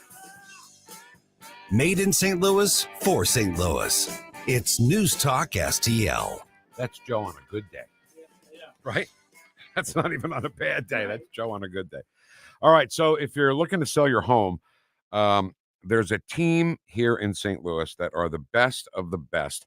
They are the Wallner home selling team at Berkshire Hathaway. Individually, they are Rodney and Jen Wallner, two of our greatest friends here at the radio station, two of the greatest people you'd ever want to sit down and meet and talk about selling your house. You know, these are the people you want to call. So why is that? Well, they have great flexible commission plans. They'll tailor everything just to meet exactly what you need. They have so many approved home buyers that many times you might just sell the house before it even hits the market. It's like time travel, right? It's like a flux capacitor. And a little stat for you, the Wallner team sells 15 times more homes per year than your typical realtor. That's a lot. That's a big gap right there between them and everybody else. They're a great husband and wife team. They know the family life. They know your family life before they've even met you. So if you're in Missouri or now even in Illinois, the Wallner Home Selling Team will help you. Give them a call right now at 314-810-SOLD. That's 314-810-SOLD. Libs and never Trumpers. Do you wake up every morning to the ringing of Trump's voice in your head? You may suffer from moderate to severe Trump derangement syndrome or TDS. There is hope. New MAGA Strength Trumpanol. Magadonian approved. I had it really bad, so I take the Ultra MAGA Trumpanol with extra coffee. And now, instead of calling him criminal, I kind of like the bastard. Side effects may include the desire to become pro-life, question the media, defund Ukraine, support Israel, wave the American flag, close the border. Ask your doctor if Trumpanol is right for you. Make yourself great again with new Trumpanol. Hey, Colombo here for Intervine, a great local company that has customers all across the country due to the quality of their products. Intervine has the best flashlights, lanterns, headlamps, and even batteries, including the new Monster 2000 Lumen waterproof lantern and the Sentinel 2000 self-defense flashlight. Our home and vehicles are full of great Intervine products, and right now you can shop their website and get 25% off your entire purchase just by using my name, Tony, as your promo code. That's promo code Tony at Intervine.com. I'm Dr. TJ, owner of the Institute of Natural Health, co-owner of Optimal Nutraceuticals, and the host of Wellness 101. Wellness 101 is designed to cut through the nonsense and provide you common sense, science-based information regarding health and wellness. On the show, we discuss topics like thyroid health, gut health, hormone optimization, and many others. Our show airs Saturdays at 10 a.m. and 2 p.m. and Sundays at 11 a.m. and 3 p.m. right here on NewstalkSTL. For more information, visit us at inhstl.com. That's inhstl.com. Hey, Tony Colombo here for Gutter Pros. When Christine and I bought our new house, we knew the gutters were an issue, and after meeting the Gutter Pros team, we knew that they were right for us. Gutter Pros is your all-in-one gutter service team that offers a variety of affordable solutions, and they even offer free estimates, so there's no cost to you to find out if they are right for your home, just like they were for ours. If you're having a problem with your gutters, contact the Gutter Pros now, because with Gutter Pros, water goes where they tell it to. Call them at 314-656-7195 or visit gutterpros.com. Free speech is alive and well in America. Thanks for taking my call. Right here. You know what's going on? Have a great awakening. You see through the smoke screen. It's cool to be woke. News Talk STL. Until it's not. News, analysis, opinion.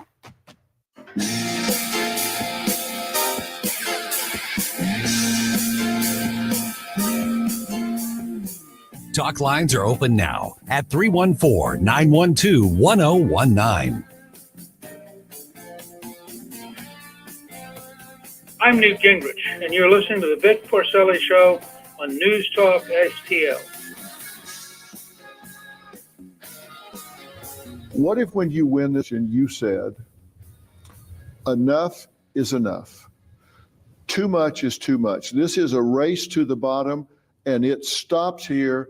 It stops now. They've made a half a dozen or more major attempts to take you off the playing board, and you just said, it stops now. I am going to rise above this cycle of ugly.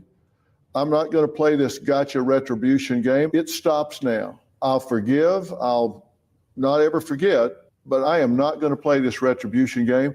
I am going to put the American people first, not getting my pound of flesh first. You got to do what you got to do. But I'm going to put this country as the shining city on the hill. I am moving forward. I'm not playing the retribution game. It stops with me and it stops here. What if you took that approach? I'm okay with that. I'm okay with that. That's Donald Trump talking to Dr. Phil. Man, Dr. Phil getting the big interviews with Trump. Yeah. And I wanted to play that, Vic, because a lot of people on social media were saying, "Oh my God, no, we need retribution. We need to figure out what's going on here. You know, Lock her up. Are they going to do it again?" Right. And myself and quite a few other people actually said, "Chill out." First of all, Donald Trump needs to win over people by playing chess, and this is playing chess. He's saying, "No, I am saying I'm fair. I'm good without having retribution." However, Donald Trump, if you'll notice, did not say, "But we're going to get to the bottom of the crimes." Right. So I think it's okay to get to the bottom of the crimes. Absolutely. I'm telling you now, no matter what he does, the left's going to call it retribution, tyranny, authoritarianism, dictator. And that's fine. But Donald Trump said no retribution. We need to get to the crime. We need to find out who were the criminals. And you know what? When his Department of Justice actually investigates and keeps it transparent and shows everyone the progression and what did happen, I'm all for it. Yeah. But people need to understand, calm down. When he says this kind of thing, he's saying, no, it's not about retribution. It's about getting the facts out there. It is. And, there's certain things he does have to do. There's certainly things he has to turn around. And the good news is a lot of it just helps us economically as a country, right? When he comes back and he gets the Keystone XL pipeline rolling again, when the drilling starts again in Anwar, and you're going to see gas prices come down, you're going to see the strategic oil preserve get filled up again like it was when he left. Yeah. You're going to see the country making money selling oil to other countries like we were before he left, and then using that to bring down the debt. The only thing is when he does that, he's got to do it right away. He's got to do it right away. He said he was going to. But we have to see the debt come down. Yes. And when he does that, we will know we were right. And by the way, somebody said, who was it, Ken, that said he won't leave. If he wins, he'll never. Oh, Bill Maher. Bill Maher, yeah. Come on, this guy's so uneducated. This should show you how fake he was when he was making fun of some Democrats and stuff, because he still thinks Trump is going to be a dictator. He thinks that Trump will never leave if he gets elected again. And it's just stupid. It's just stupid. Of course he's going to leave. We've got a current president right now who is actually doing things to the Supreme Court and our legislature that is minimized. They're minimized because of Joe Biden's actions. Now, that to me is stepping toward dictatorship. When you completely dismiss the Supreme Court and unilaterally make it so that people don't have to pay their student loans, even when the Supreme Court says you cannot do that. Well, that to me is stepping toward dictatorship. Absolutely. Trump never ever did that. Okay. If there was only like a montage of people talking about Trump and saying what he would do, do you have something like that? About the laptop? Yeah. Because they all said that the laptop was Russian disinformation, right? And Miranda Devine, boy, who feels more vindicated now than Miranda Devine, right? No kidding. She was the one that had the original story in the New York Post that Twitter wouldn't run, that Facebook wouldn't run. And if there was only a montage, Ken, if you could find a montage of people saying that the laptop was, did you have something like that? Yeah, this was the media. It's about the media back in the time when we were talking about this whole laptop thing before the election in 2020. How long is it? It's 20 minutes long, but we'll just play a little bit. Yeah, play a little bit of it. I think there are a lot of issues related to this New York Post story that reportedly referenced the Hunter Biden emails.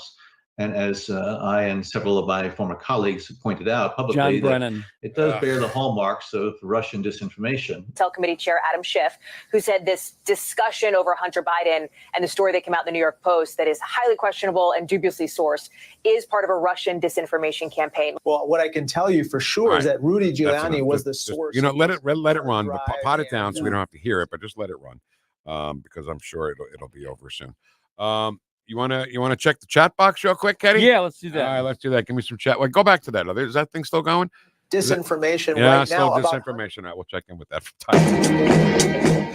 Can we start on Facebook today? Can I call an audible and go right to Facebook? Oh, yeah. Ray Oliver says, good morning, guys. Heading back home to St. Louis from a float trip in the Chattanooga River in South Carolina where they filmed Deliverance. He said, I didn't run into Ned Beatty out there, so thank God. I'd say the trip was a success. The Apparently, Ray did not have to squeal like a pig. That's awesome. Amy says, TGIF Freedom Fighters, it's Friday. Joy Nick says, happy Friday, all you ladies, gents, and gentle cats. Freedom loving freedom fighters. It's Friday. Hope you all have a great weekend. Robert says, freedom fighters are members of the conservative underground. Ooh, I like that. We were talking about Nancy did the Pledge of Allegiance at the top of the show, and I was like, wow, Nancy's got a great voice. And Joy, our friend Joy, and she's got an incredibly sexy voice. And she's like, quit, Vic, you're making me blush. Go back to that. Are they still talking about disinformation over there? Are they still, let me see if they're still talking. Russian disinformation campaign. All right. Look at Sam Page. This is funny. Look at Sam Page doing the right thing, denying the trolley expansion. It's not the trolley, actually. It's Metrolink. Good Friday morning, freedom fighters. GMVH, have a safe weekend. And GMVH from Gene Peradore. And that means good morning, Vic Heads. I'm sorry. Yes, it does. Thank you, again. Over to the Rumble box. And boy, talking about Rumble, Ed Stoit and 40 grand battery are having a little battle, a little rumble on Rumble. 40 grand in first today. I pledge allegiance to the flag of the United States of America. No fair election. No peace. No fair election. No peace. And then Ed responded with 40 grand. Comedy is hard. Just ask Vic. No, that was funny. Hey, what are you trying to say?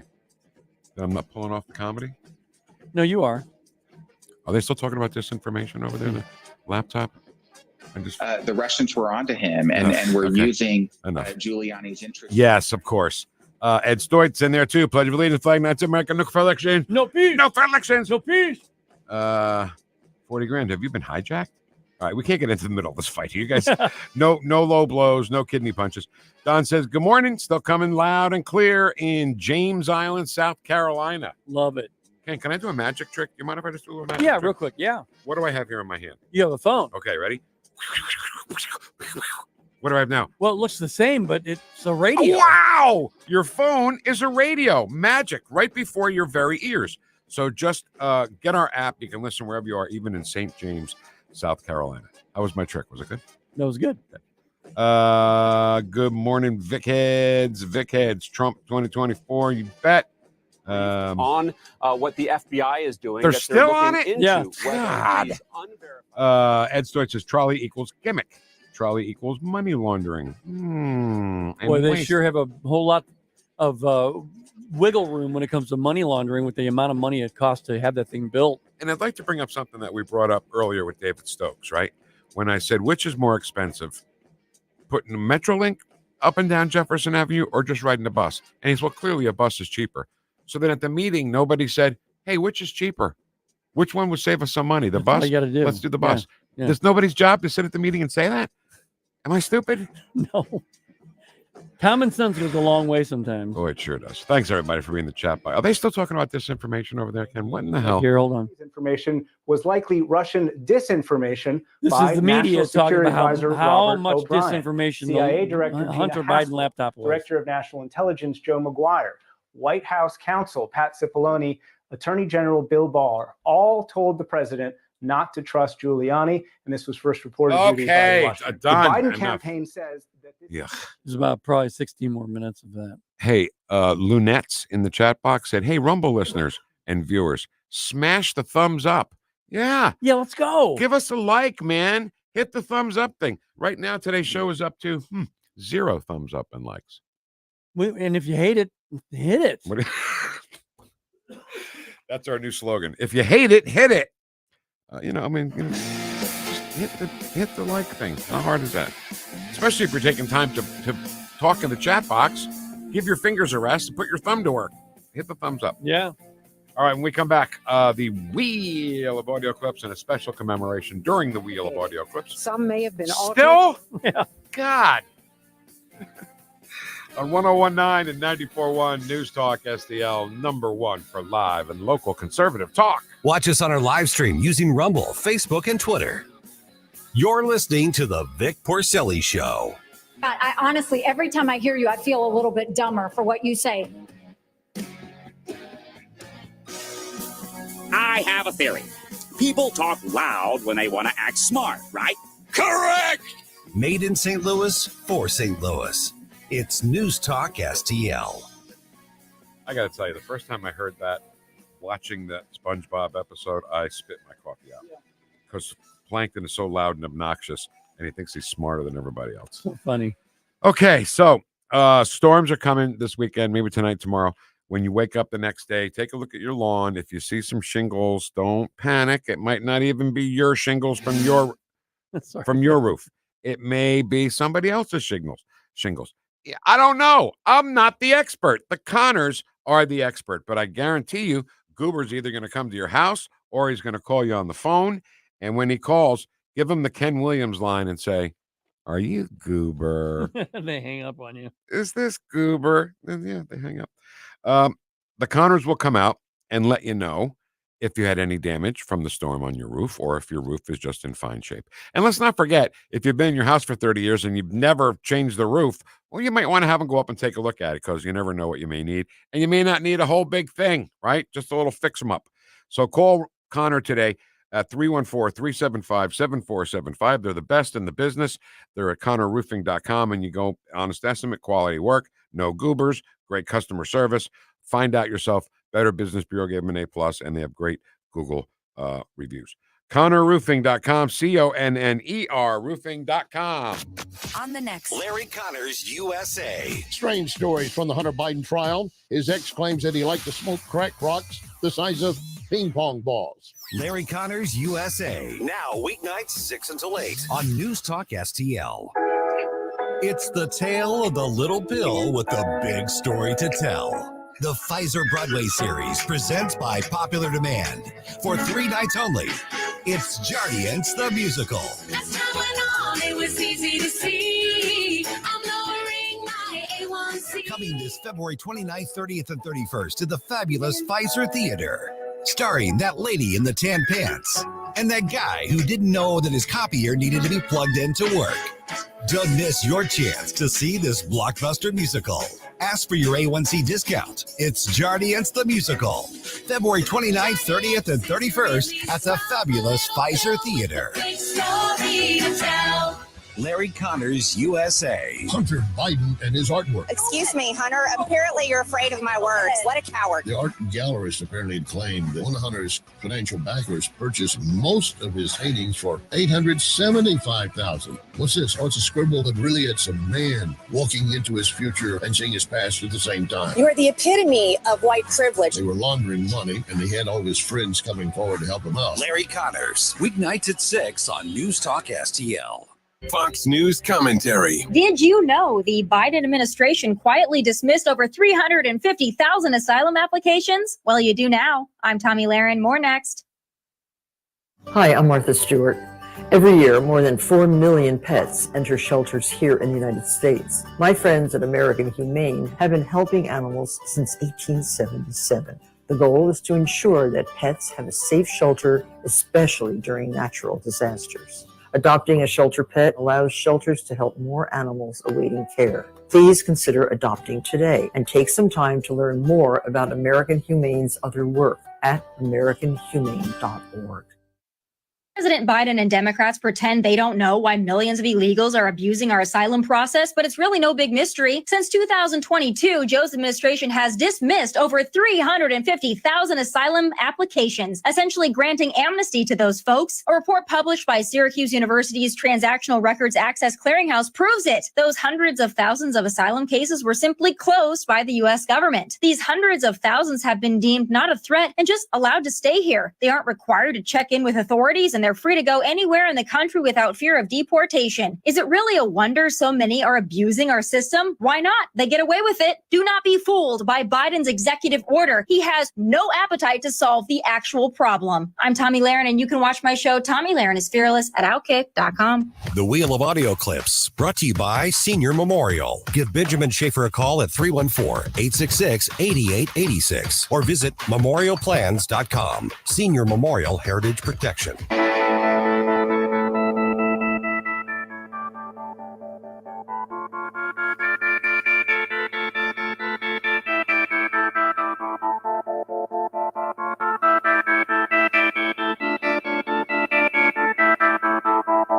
Talk lines are open now at 314-912-1019. The Vic Porcelli Show. As President Lincoln said, Made in St. Louis for St. Louis. It's News Talk STL. Our president. All right. How you doing? A couple of events I got to let you know about here. One is our big debate watch party at Johnny's Hideout in High Ridge. That's June 27th. How fun is that going to be? It's so much fun, but I'd like to make it funner if we can. More fun? Funner? More fun. Either or, I Okay. think. I don't care. We want to make it more fun. So I think we have to come up with a bingo card. Okay. Yeah. Everybody gets a bingo card when they walk in. Oh, and there are drinks there. So we can use drinks too. What do you mean? Well, if he says a certain word, then you have to drink. Oh, drinking game and bingo card. Yeah. Yes. Okay. I'm all for that. And every time he says, look, every time he says, no joke. Not a joke. Not a joke. See, I don't get that. I know. Comedy, you got to be consistent with comedy. Not a joke. And he doesn't say no joke. He says not a joke. Anyway, so the party is happening on June 27th at Johnny's Hideout in High Ridge. Tim Jones and Chris Arps are going to do their whole show from there from 4 to 6. Then the party starts at 7. Debate starts at 8. We'll be out there to hang out with you from the Freedom Principal Mo and St. Louis Young Republicans. All right, Ken, how do we finish up our working week? Do you remember how we Audio clips!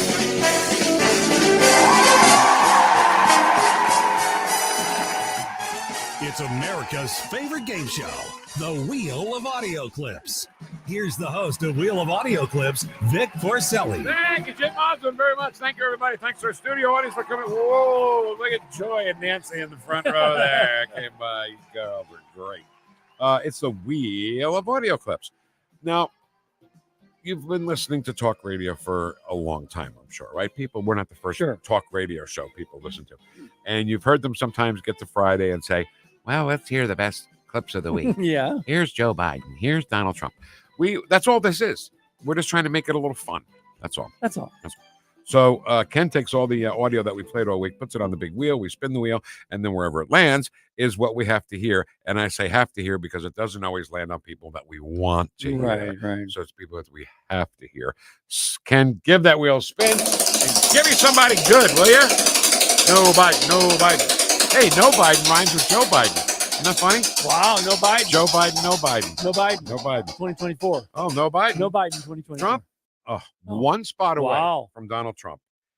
I hate to even do this, and I hate to even say she's from St. Louis originally. I hate that, but she is. Yeah. She went to Vashon High School. Ladies and gentlemen, Representative Maxine Waters. I am going to spend some time with the criminal justice system, with the justice system, asking them, tell us what's going on with the domestic terrorists. Are they preparing a civil war against us? Should we be concerned about our safety? What is he doing with this divisive language? It is dangerous, and we're going to have to make sure that we understand that we're not at risk with this man talking in the way that he's doing. Can you play the very beginning of that again? Yeah. I am going to spend some time with the criminal justice system, with the justice system. Stop. So with the criminal justice system and the justice system. Right. So apparently there's two different departments. Right. Which are new departments because they're not systems. They're departments. Right. They're agencies. Yeah, they are. She doesn't know anything. How does somebody like that get elected even once, much less reelected over and over again? Do you remember, Ken, when Obama was president and Putin was going to and did invade and took over Crimea? Do you remember that? Crimea, yeah. And she gets in front of the microphone and says, Putin wants to invade Korea. I'm like, so close. Close, almost. So close. And then, of course, cowboys whipping black people. That's Maxine Waters. She's actually a representative, United States representative. And she's talking about domestic terrorists and everybody. Oh, needs to my God. I'm realize- sorry, Ken. You're right. Yeah. Everybody needs to realize that that's you, me, Vic, and everybody listening right now. So when's that overthrow meeting that we have? That militia meeting? Is that this weekend? Or is it I can't remember. next I'll weekend? get the date and I'll let you What know. does she think is happening, really? What does she truly think in her head, and what is she saying? And are they the same thing? Or is she just saying what the left and frightened people on the left want to hear? Like Ken and Vic are planning this overthrow of the government. I mean, what? Well, what she's basing it on is all the words that Donald Trump is saying. She's calling him an instigator of what an overthrow, basically. Ken, one of my favorite lines is stupid people, because they are stupid, think everyone else is as stupid as they are. Right. Right? Doesn't that make sense? Makes total sense. They're yeah. stupid. They think everybody's stupid because they're stupid. Everybody must be stupid. Right. So she's stupid. She thinks we're stupid. All right, I'm done. Play the wheel. Play the wheel, and at least, thank God, no more of that. No more Maxine Waters, because that would be terrible, right? Yeah. Biden would be better. Oh no, Ken, how did that happen? I don't know. It's Maxine Waters again, and it's not even from this year. Is it too late in the day to break out the Wayback Machine? No, we have to. Is it warmed up and ready to go? Oh, big time. All right, let's go set the Wayback Machine for 2016. I'm dizzy. That would have made my head hurt a little bit. Got a headache in my eye. So this is Maxine Waters.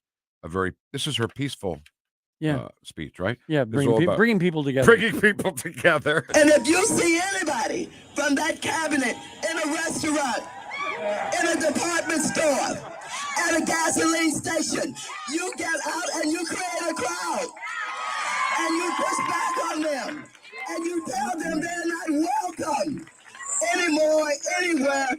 Ken, when have you heard any conservative talk like that? Get in their face. Tell them they're not welcome. This is when Sarah Sanders was getting thrown out of a restaurant. Yeah. Because she worked for Trump.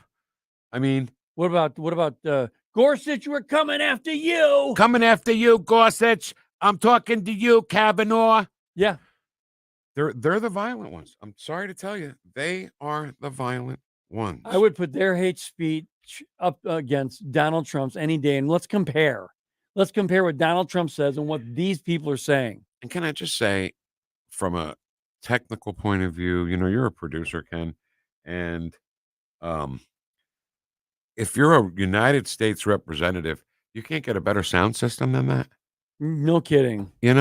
I mean, it's clearly for 30 people, not, a big crowd, which Maxine Waters couldn't draw a crowd with a crayon on a piece of paper. See what I did there? Yeah.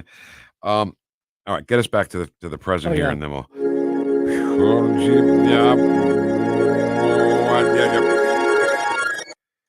Okay, let's spin the wheel and do another one, Ken. Yeah.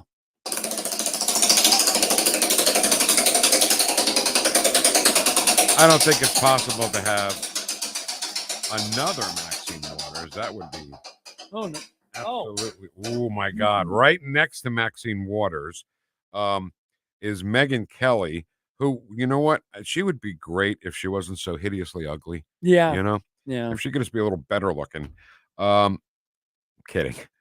She's talking to Alan Dershowitz, and she's got an idea for a campaign manager for Donald Trump. It's going to continue happening because now they've succeeded. I agree, but you fight a lack of principle with a principle defense. You don't get down into the gutter with them and allow the pendulum. You know who we need? No, I thought I'm going to utter words I never thought I would utter in my life. We need Steve Bannon. That's how I feel today. Bring it on. Get somebody who knows how to fight dirty, calling the shots. We're losing. They're taking out our people. This is about the presidency. Steve Bannon's in jail. Because of Joe Biden, a political prisoner. Yeah. So that's Megyn Kelly again talking to Alan Dershowitz and saying we need Steve Bannon to be his campaign manager. And if that were to happen, the left, their heads would collectively explode. Then maybe he should do it. I mean, Dershowitz, I understand where he's coming from, but also Dan Bongino, I understand where he's coming from. These people are not going to stop until they're put in a position to where, like what Trump's in right now, where they feel the wrath of what happens when you do this to the justice system. Yeah. And you know what? That's fine with me. It would be more of an annoyance to the left than anything else, having Steve Bannon be the campaign manager. I don't think that's going to happen, but it's also kind of mocking them, Oh, big time. Like, you think Bannon's so great? How about if I make him my campaign manager? How about that? Oh, totally. All right. Can we do have time for one more? Yeah. All right. Spin the wheel. All right. Let's do it.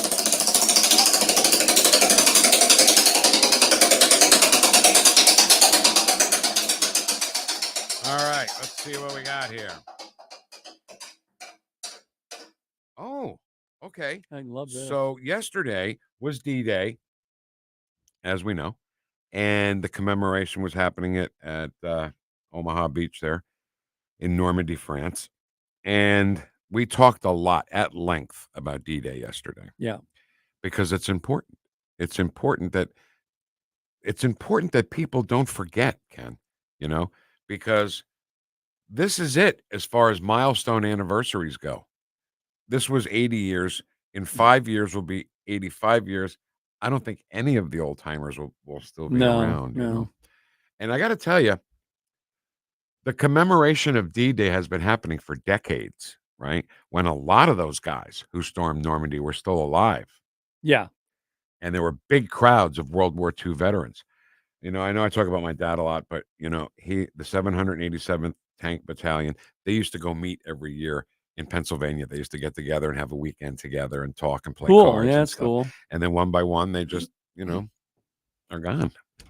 So we wanted to try to relive some of the moments of D-Day and what happened in the 1940s. If you wanted to see images of what was happening, you had to go to the movie theater, right? And you saw a Bugs Bunny cartoon, right? Casablanca was coming up next, but in the middle was a newsreel.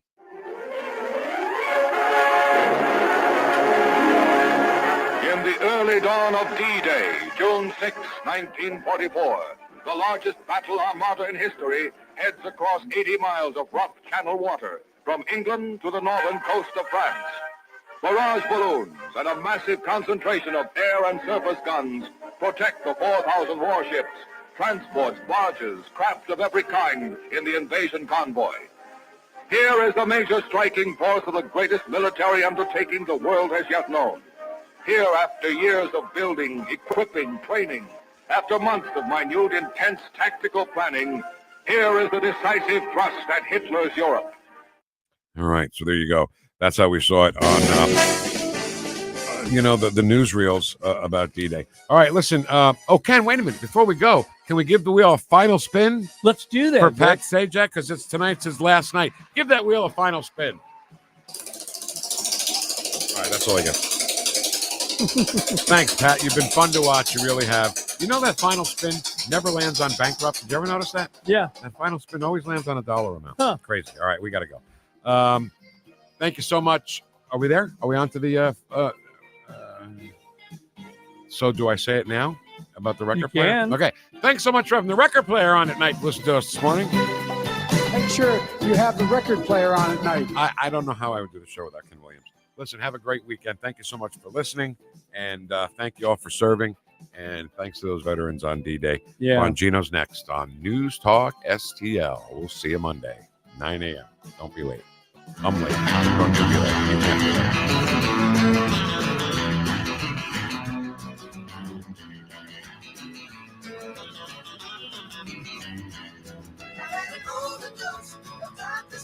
But it just don't ease the pain. Going on the sick, don't do the trick. Sooner or later I'll be clocking in again. Someday I'll be able to forget my working days. Life will be grim because the ship is coming in. Everything will go my way and I won't have to say it on the weekend. Here come the weekend. Here come the weekend. My working week's so tough, I think I've had enough until the weekend.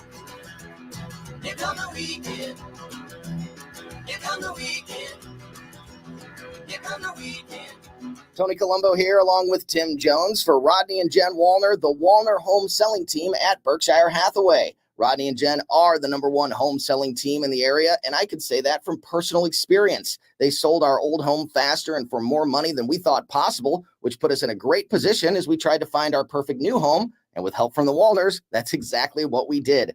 Christine and I couldn't be happier with our experience working with Rodney and Jen Wallner. And Tim, the numbers speak for themselves. That's right, Tony. Everybody knows the Wallners sell 15 times more homes per year than the typical realtor. And if you're looking to sell your home, right now they have so many qualified buyers, they'll guarantee to obtain you an offer. They're licensed in both Missouri and Illinois. So no matter where you are in the St. Louis region, You can put the Wallner's experience and work ethic to work for you. If you've been thinking about selling your home, don't wait. Call Rodney and Jen Wallner now at 314-810-SOLD.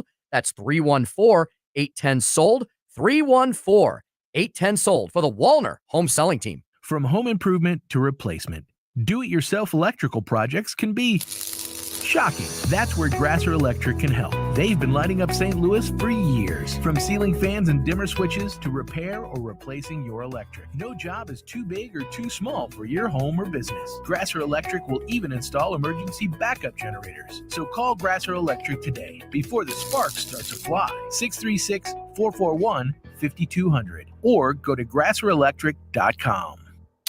Where callers won't be canceled. It's just so ridiculous and so offensive. And we don't socially distance from differing opinions. I couldn't disagree with you more. I haven't always agreed with you. Free speech is alive and well in America right here. This country is worth fighting for. That's why we're canceling those season tickets. That's why we're canceling those subscriptions. I'm just so sick and tired of it. Disgust us. It's insanity, man. This is News Talk STL. KLGY HD3 Clayton, K270BW Bellefontaine, KNBS Bowling Green. This is News Talk STL at 1019, 94.1, and always streaming at NewstalkSTL.com. Breaking news this hour from townhall.com. I'm John Scott. Facing congressional criticism that he's withholding key evidence about financial dealings of President Biden's family members, Attorney General Merrick Garland has told the House Judiciary Committee that, in his words, he won't be intimidated by the possibility of being held in contempt of Congress. On the Salem Media Group news program This Week on the Hill, Judiciary Committee Chairman Jim Jordan of Ohio was asked if a continued standoff might lead to the arrest of the Attorney General. You could, there's, I guess, like 100 and some years ago, there's what's called, I think it's called inherent contempt, where you could have the sergeant of arms, but I'm not for that. What I'm for is giving us the information. We think the argument's on our side. If we have to go to court, we go to court. Jordan's complete interview will appear on the news program This Week on the Hill, being broadcast this weekend on radio stations and on the Salem News Channel. Also at townhall.com, Israeli Prime Minister Benjamin Netanyahu expected to address a joint meeting of Congress on July 24th. Bernie Bennett has more. Congressional leaders confirmed the date of the address late Thursday after formally inviting Netanyahu to come speak before lawmakers last week. It is the most recent show of wartime support for the longtime ally, despite mounting political divisions over Israel's military assault on Hamas in Gaza. Netanyahu's appearance before a growingly divided Congress is sure to be controversial and met with plenty of protests both inside the Capitol from lawmakers and outside by pro-Palestinian protesters. It would be put on stark display the growing election year divisions among Democrats over the prime minister's prosecution of the months-long war against Hamas. House Speaker Mike Johnson first suggested inviting the Israeli leader, saying it would be, quote, a great honor of mine to invite him. In a press release Thursday, Johnson said Netanyahu responded to the invitation in kind. Bernie Bennett in Washington. More on these stories at townhall.com. Government debt is now exploding by an unprecedented $1 trillion every 90 days. Think of that. It's a clear sign that our nation's finances are spinning out of control, and it's putting the savings of every one of you at risk. Hello, I'm Lance Wallnow, a news analyst and best-selling author and an evangelical leader. I'm deeply concerned about the impact this runaway debt is going to have on Christians like you who have worked hard to build your own nest egg for your family. To protect your financial future in these uncertain times, you need to diversify with something tangible and proven, like physical gold. That's why I recommend a gold IRA. To learn more, text FAITH to the number 989898, and my friends at Birch Gold Group will rush you a free info kit on how to move your IRA or 401k to physical precious metals, tax and penalty free. So don't wait. Just text the word FAITH to 989898 to get your free info kit on gold IRAs. Birch Gold Group is the only company I trust. There's no obligation. So text FAITH to 989898, and I pray this information helps you achieve prosperity and peace of mind. From the Michaels Flooring Outlet Weather Center. Sunshine in the driver's seat today. A fantastic Friday forecast. Low humidity, a warm high around 87. Looks warm and dry this evening too, but rain and storms move in after midnight into Saturday morning. Some gusty winds, spots of heavy rain possible, down to 65 for the low. That rain moves out, leaves us with some dry time from late tomorrow morning into the afternoon. A muggy high of 84, and then watch for scattered stronger storms to develop after about 7 o'clock Saturday evening. That's your first alert forecast. I'm meteorologist Matt Chambers. This hour of News Talk STL is brought to you by Rodney and Jen Wallner and the entire Wallner home selling team at Berkshire Hathaway. Call them today at 314-810-SOLD. 314-810-SOLD. News Talk STL is proud to have Doug Voss of Safe Money Radio as part of our lineup each week. Doug has been a staple on St. Louis radio for many years as one of the leading financial experts in the area. Doug and Safe Money Radio is on 3 times every weekend, but in case you miss anything, you can check it all out at DougVossSafeMoneyRadio.com or call 844-676-SAFE. That's 844-676-7233. Doug Voss is a registered representative. Securities offered through DHL Securities, LLLP. Member FINRA and SIPC. When you go shopping, you may not get the bargain you want, but at least you know and can compare prices. It should be that way with healthcare, but too often it's not. Need an operation on your knee? Want to know what it's going to cost? Good luck. For 3 years, hospitals have been required to provide patients with list prices and have negotiated charges for some 300 services. Only 36%, just over a third, are fully compliant. In Missouri, prices differ greatly depending on a patient's insurance. The cost of a pelvic CT scan, for example, can be 20 times more expensive in one hospital than another.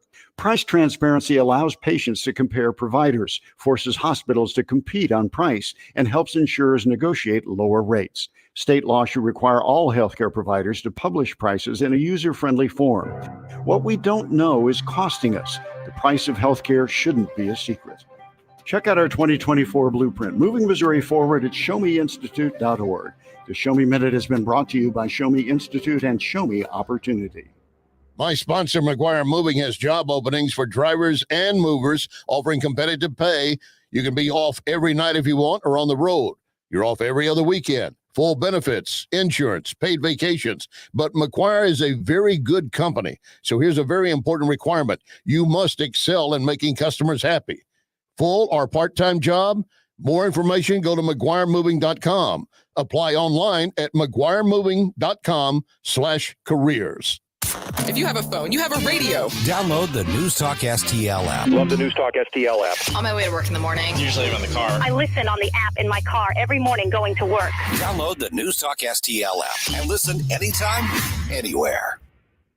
News, analysis, opinion. News Talk STL.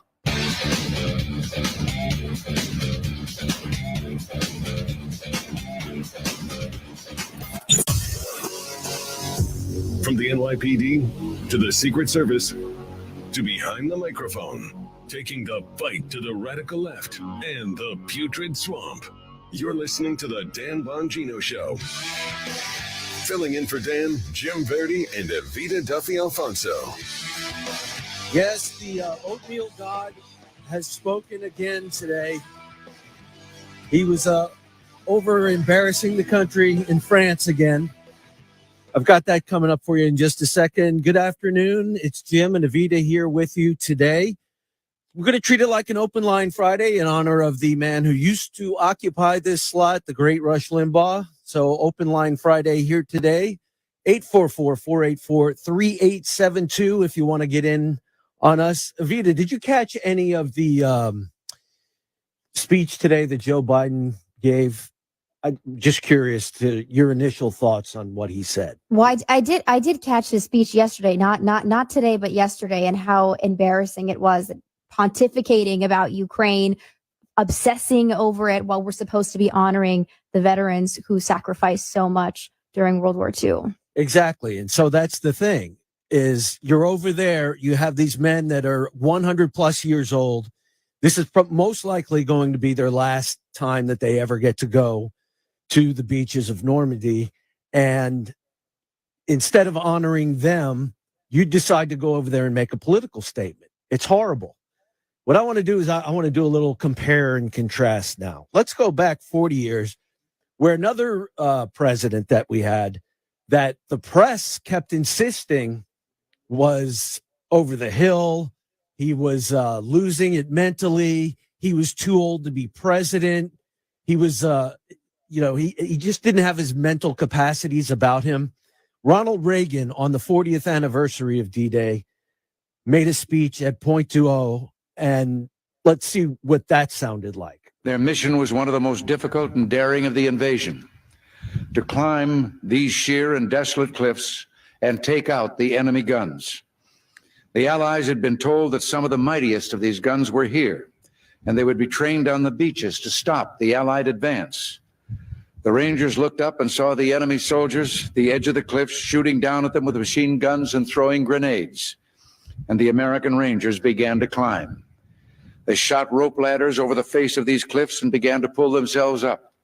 When one Ranger fell, another would take his place. When one rope was cut, a Ranger would grab another and begin his climb again. They climbed, shot back, and held their footing. Soon, one by one, the Rangers pulled themselves over the top, and in seizing the firm land at the top of these cliffs, they began to seize back the continent of Europe. 225 came here. After 2 days of fighting, only 90 could still bear arms. And behind me is a memorial that symbolizes the Ranger daggers that were thrust into the top of these cliffs. And before me are the men who put them there. These are the boys of Puente Hope. They called him the great communicator for a reason. Ronald Reagan was definitely the best, probably the best president we've had at communicating a message. Evita, does that sound like a man to you who is not in the control of his mental capacity, is kind of losing a bit of steam mentally? I think at the time he was 74. I'm probably wrong about that, but he definitely in his at least mid 70s. This a man to you that sounded like he wasn't all together? Yeah, it's so striking to me because obviously Reagan is before my time, right? I was born in 99, never experienced that. To have an American leader speak so eloquently, really, I think just encapsulate the mythos of America in such a powerful way. It's inspiring. It makes you proud to be an American. There is such a stark difference between that and what we're getting right now from President Biden. And as a young person, I'll just tell you, Jim, straight up, I have not seen an American leader like Reagan in my lifetime. It is truly depressing for our country. And when you think about the time that what was going on at the time, we talk about Russia now, and Russia's in a war with Ukraine, and we'll get to that in a second with Biden's message. But at the time, we were under such a threat of nuclear annihilation. You know, you had our country and their country were both operating under the auspices that we could destroy each other immediately at any time. This is what we were living under. Yet, in America at that time, we had a brand new hope. Things were turning around. We were coming out of the 1970s and what Jimmy Carter's malaise, and there was just this great hope and optimism that Reagan brought. And you can understand why, because you just heard it there. You heard that delivery. That was every speech. It was amazing to be able to live in that time. And now we have Joe Biden today at that same place that Reagan was standing. And this is a part of his speech that he made. We don't talk about is how hard it is. How many ways we're asked to walk away. How many instincts are to walk away. The most natural instinct is to walk away, to be selfish, to force our will upon others, to seize power, never give up. American democracy asks the hardest of things, to believe that we're part of something bigger than ourselves. So democracy begins with each of us. Begins when one person decides there's something more important than themselves.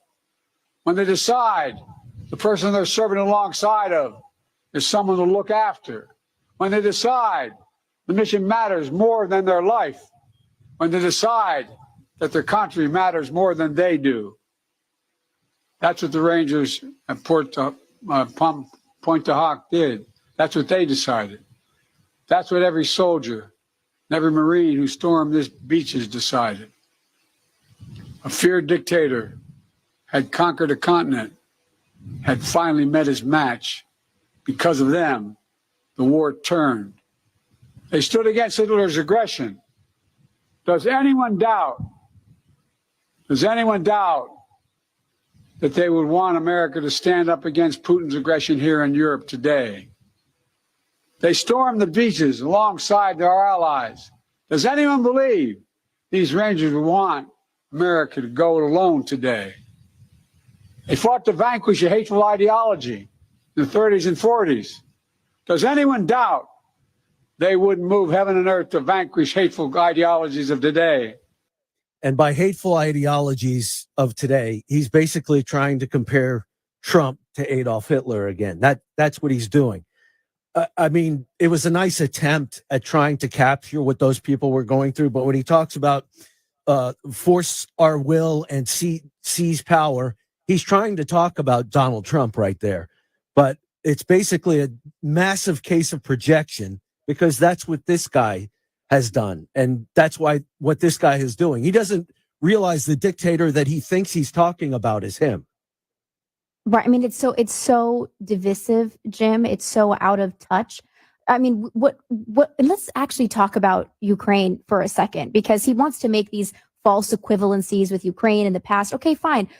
I saw a video a couple days ago of an older gentleman, looked like he was probably in his 40s, graying, a Ukrainian man being pulled into a van against his will, against the will of his family, to be put on the front lines because all the young men in Ukraine are dead. And there's a principle when we're talking about just war theory and what makes a battle, a war legitimate or not. And you have to have the consent of the people, the active participation of the populace. Ukrainians are not consenting to this war. It's obvious from what we're seeing come out of that country. We have over 500,000 Russians dead, over 400,000 Ukrainians dead. And this is an egregious war that is being fought and backed by the United States government. If we stopped funding it and put our tax dollars maybe in securing our own border, this would be put to a stop immediately. But it's not relevant to the discussion. We're having a remembrance of World War II, of the sacrifice of so many young men, American young men, and that he's going to interject politics into this, modern politics into this. He's going to try and demonize his political opponent more than he already has, is just so wrong and out of touch with, I think, the zeitgeist of our country. And that's why he's losing so many people, right? He's losing young people, he's losing minorities, and he's scared right now. He is scared, and he should be. Yeah. And I saw some of those videos. Actually, it's not even just the old people. Kids, they're yanking kids away from their parents, and they're throwing them on the front line as cannon fodder. It was very disturbing. And you know, like you said, to bring this into it when you're supposed to be honoring those men who did this great thing on probably their last time that they're ever going to be there. It's about them. And which is ironic that in that same speech, he talks about people who wanted to do something, who knew there was something more to life than themselves, that they were willing to sacrifice for other people. This is a guy whose entire life is about him. He makes everything about him. Every time he tries to show empathy, how many times has he talked about somebody who's died? As Dan said, he's in every single community, the Black community, the Hispanic community. He's a civil rights icon. Meanwhile, he's eulogizing a former KKK member. The man is out of his mind, but not just out of his mind. He's a liar, right? This is all a bunch of lies from Joe Biden. Yes. And I mean, his son, and he'll even make up lies, disgusting lies about his own family. It's a disgusting lie to say your son died in Iraq. Your son did not die in Iraq. And I can understand maybe, okay, you did it once and you messed up and you get it, but he doesn't. He says it over and over and over again. And the civil rights thing that you brought up, that's another stolen valor thing. You didn't do anything. You even admitted that you didn't do anything back in the 1970s. It's disgusting for you to keep coming back and saying you're a civil rights icon. It's just very disturbing. I mean, there's such a contrast between two men in leadership. This guy should never be in a leadership capacity at all. Who's going to follow him? Why would anybody want to follow this guy into battle? And I just don't. This is why we're having so many problems getting people to join the military. It's also disturbing. But what bothers me, Jim, is he has no loyalty to America. How much evidence are we, I mean, over the years now, pointing to the fact that Joe Biden very likely was influence peddling and making sketchy business dealings via his son with foreign adversaries of America. And meanwhile, the deep state is covering for him. We're going to get into that because we're definitely going to cover the Hunter Biden laptop news that's come out. Now the FBI is admitting, after denying for so long, that the laptop wasn't real. Oh, it turns out it actually was real. This man has no allegiance to the United States. He's not somebody who is can be a leader at all, because he's sold out his own people. So there is such a stark contrast between Reagan and Joe Biden, between Trump and Joe Biden, between anybody who's a real American and somebody who's just interested in themselves and making money and accumulating power. And bigger picture, even this D-Day, and we have Flag Day coming up on June 14th. These are the things, patriotic things that we used to celebrate during the month of June, and now it's all about pride, which is a cardinal sin, by the way. Pride is a sin. So, but that's what we're celebrating this month. That's the new religion. That's where we are now. It is the new religion. And Jim, I have to tell you this story really quickly, because a lot of these pride parades and demonstrations are not just isolated to New York City or Chicago, sort of left-wing, cities. They're coming to small towns, to places that you wouldn't necessarily expect them.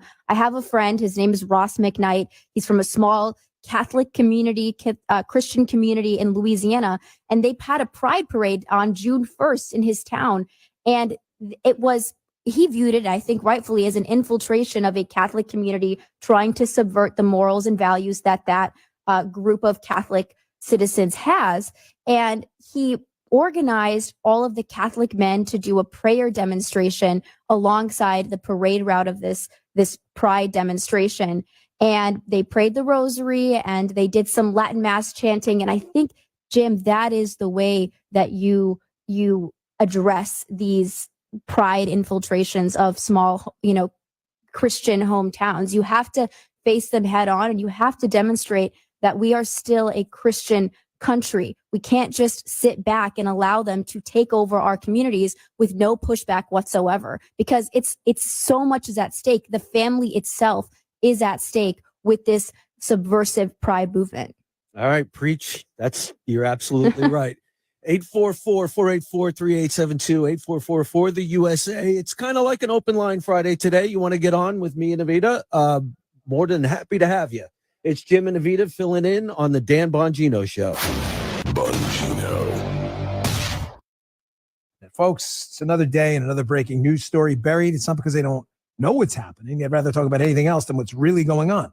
Media pundits and talking heads just don't want you paying attention. The truth's covered up. They bury the real stories. You have to look behind the headlines to find them.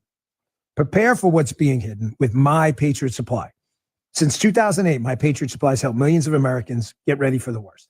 It's the final week to save $200 off their best-selling 3-month emergency food kits, and they're flying off the shelves. I have one for every member of the family. Get yours right now at mypatriotsupply.com. Emergency food kit offers over 2,000 calories every day, plus with ultra durable 4-layer packaging. It lasts up to 25 years in storage. Order all the kits you need for $200 off each. Free shipping during the final week of this offer is included. You've been warned about what could happen. Don't live in fear. Be prepared. Take back control of your future. It's not just food, it's freedom. Stock up on these food kits at mypatriotsupply.com before time runs out to save. That's mypatriotsupply.com. Dan Bongino.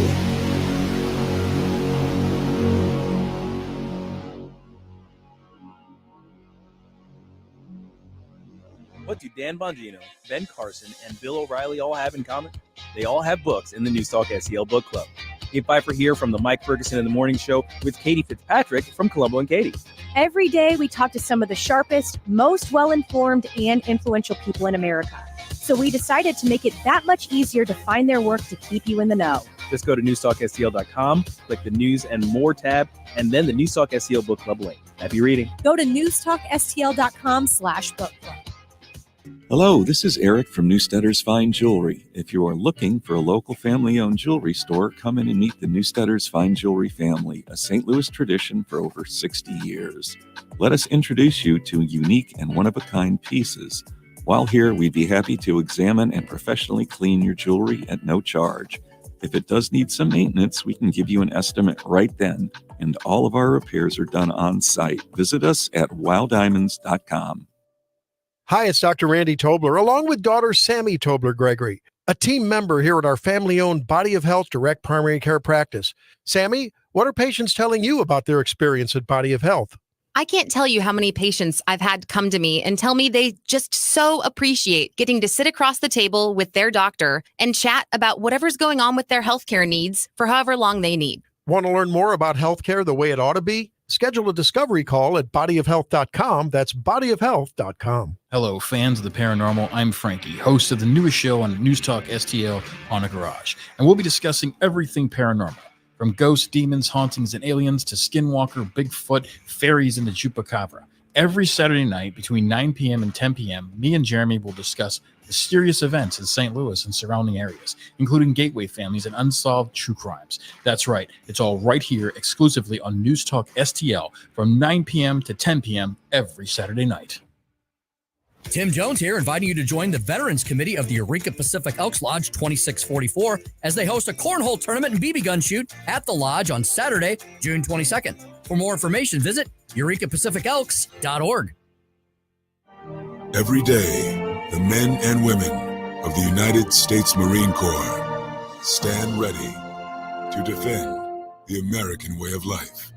The few, the proud, the Marines. Always be clear where you get your conservative talk. Our left groups who are paying for and likely stoking these campus protests today. At least 1.3 million came from two liberal foundations, the Rockefeller Brothers and George Soros. Liberal billionaire George Soros is the largest shareholder of Odyssey, the parent company of KMOX and 97.1 Talk. And when he has controls what's on the radio stations, he's going to be able to control the minds, potentially hundreds of millions of Americans. St. Louis's trusted source and number one for conservative talk. This is News Talk STL. News, analysis, opinion. News Talk STL. Burna is a game changer for self-defense. Look, when it comes to protecting your family, it's not just about having a firearm. Lethal force is not the answer for every situation. Say there's an impending threat and your first reaction is to reach for a lethal means of self-defense. With Burna, now there's a way to effectively defend yourself and de-escalate a situation without the irreversible consequences of deadly force. Burna's non-lethal pistol launcher, equipped with tear gas and kinetic ammo, incapacitates an attacker for up to 40 minutes. No need for the nuclear option when you just need protection to ensure you can defuse the situation and drive the threat away immediately. Burna sent me one, their non-lethal pistol launcher. I love it. It's always great to have a non-lethal option available right there, right in your waist. Made in America, legal in all 50 states, requires no background checks and shipped right to your door. It's a great gift idea for dads this Father's Day. Gift him something he will really love. Visit Byrna.com/Dan now for an exclusive 10% discount to my listeners today. That's BYRNA.com/Dan.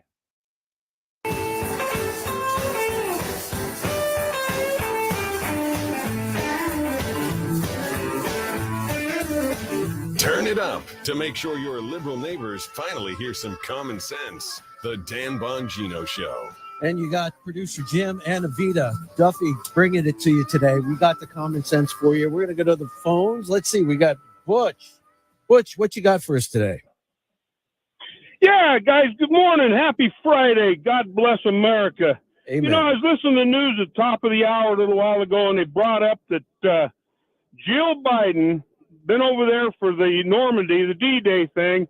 She flew all the way home on a jet so she could go to court with that stupid kid of theirs. And then when that's all done, she's going to fly back to Normandy so she can go to a state dinner. Now, what that tells me, I'm out here schlubbing along trying to make a living for me and my beautiful bride, and we're trying to pay our taxes, but yet she can get on a private jet that I'm paying for. I'm paying for that jet, and she's going to fly here, listen to all the BS for the trial, and then turn around and fly home. Somebody explain to this old cowboy in southern Idaho how that's right. Well, I'll explain it to you, Butch. I got it for you. See, climate change isn't happening over where Jill and Joe Biden are. It's just happening where you are. Whatever you do, the cows that you're around in Idaho, they're responsible for climate change. But none of that carbon None of that carbon that's being emitted by Jill's planes, none of that is contributing to any of it all. But you need to listen to them, and you need to change your life, Butch, because you're the problem. Thanks for that call, Butch. That was amazing. All right, we got Jim and Avita filling in for Dan today. Be back with more in just a sec on the Dan Bongino Show. Out of all the things we do to maintain and protect our homes, getting up on a ladder to clean out the gutters is the last thing anyone wants to do. If you're tired of unclogging gutters, it's time to upgrade to a permanent solution with Leaf Filter. Right now, you can save up to 30% off your entire purchase at leaffilter.com/Bongino. Now, when it comes to maintenance around the house, I want the most efficient solution possible while never losing sight of the old adage, you get what you pay for. So dependability and follow-through are musts, especially when it comes to keeping gutters maintained properly. An investment in Leaf Filter is an investment engineered to protect your whole home. By maintaining your gutters, you protect your home from flooding, roof damage, rotting siding, foundation issues, and more. Protect your home and never clean out gutters again with Leaf Filter, America's #1 gutter protection system. Schedule your free inspection and get up to 30% off your entire purchase at leaffilter.com/Bongino. That's a free inspection and up to 30% off at leaffilter.com/Bongino, LEAF. See representative for warranty details. Promotion is 20% off plus a 10% senior and military discount, 1 discount per household. Dan Bongino.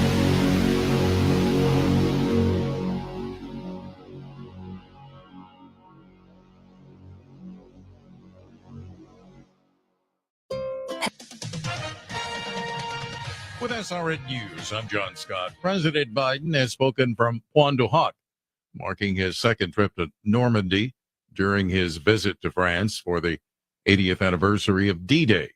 The cliffs of Pointe du Hoc were scaled by Army Rangers during the invasion. Prosecutors in Hunter Biden's criminal gun trial called an FBI forensic chemist examiner, Jason Brewer, who tested a residue on the leather pouch that contained Hunter Biden's gun that came positive for cocaine. His testimony capping a week that has largely been dedicated to highlighting the seriousness of his drug problem through highly personal testimony.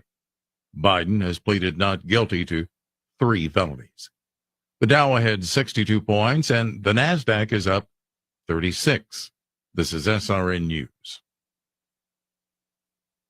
Government debt is now exploding by an unprecedented $1 trillion every 90 days. Think of that. It's a clear sign that our nation's finances are spinning out of control, and it's putting the savings of every one of you at risk. Hello, I'm Lance Wallnow, a news analyst and best-selling author and an evangelical leader. I'm deeply concerned about the impact this runaway debt is going to have on Christians like you who have worked hard to build your own nest egg for your family. To protect your financial future in these uncertain times, you need to diversify with something tangible and proven, like physical gold. That's why I recommend a gold IRA.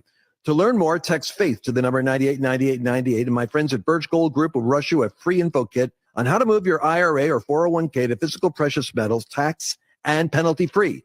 So don't wait. Just text the word FAITH to 989898 to get your free info kit on gold IRAs. Birch Gold Group is the only company I trust. There's no obligation. So text FAITH to 989898, and I pray this information helps you achieve prosperity and peace of mind. What happens next? Donald J. Trump has been convicted of 34 counts of falsified business records. Happens right here. This was a rigged decision right from day one. This is a made-up case. This was a sham trial. 101.9 and 94.1 News Talk STL. Steph's Pizza is on the move to Lake St. Louis. That's right, you can now get the legendary Steph's Pizza and Pasta in Lake St. Louis, 111 Pond Fort Trail. Steph's Pizza, where Mondays you get a large pizza for the price of a small, and it just got more convenient for pickup or delivery in Lake St. Louis. Steph's Pizza in the Chesterfield Valley on Long Road, in St. Peter's on Jungerman, and now in Lake St. Louis at 111 Pond Fort Trail. Check them out at Steph'sPizza.com. Tonight's a good night for Steph's Pizza. Sundays at 5 on News Talk STL. All your hard-earned tax dollars and mine are going to fund illegal aliens who come across the border penniless, jobless, skillless, and they're given a cell phone, an identity, and a cash stipend every month. Mark McCloskey on fire. That beats your Social Security income if you should have the good nature to work your ass off your whole life and retire. Mark McCloskey on fire. Sundays at 5 on News Talk STL. Brought to you in part by Modern Weapons Systems in Fenton. Do you owe the IRS $10,000 or more in back taxes? Are you being audited or investigated? Has the IRS sent you a letter demanding payment? You may not owe what they claim. Make this free call to the tax doctor now. Let them negotiate with the IRS on your behalf. 800-240-4586. 800-240-4586. That's 800-240-4586. Columbo and Katie. California fast food restaurants have cut 10,000 jobs since the state passed a $20 minimum wage. We'll discuss this with Dave Pfeiffer on Friday and get the weekend weather forecast with Steve Templeton. Weekdays at 2 on Newstalk STL. News, analysis, opinion. Newstalk STL.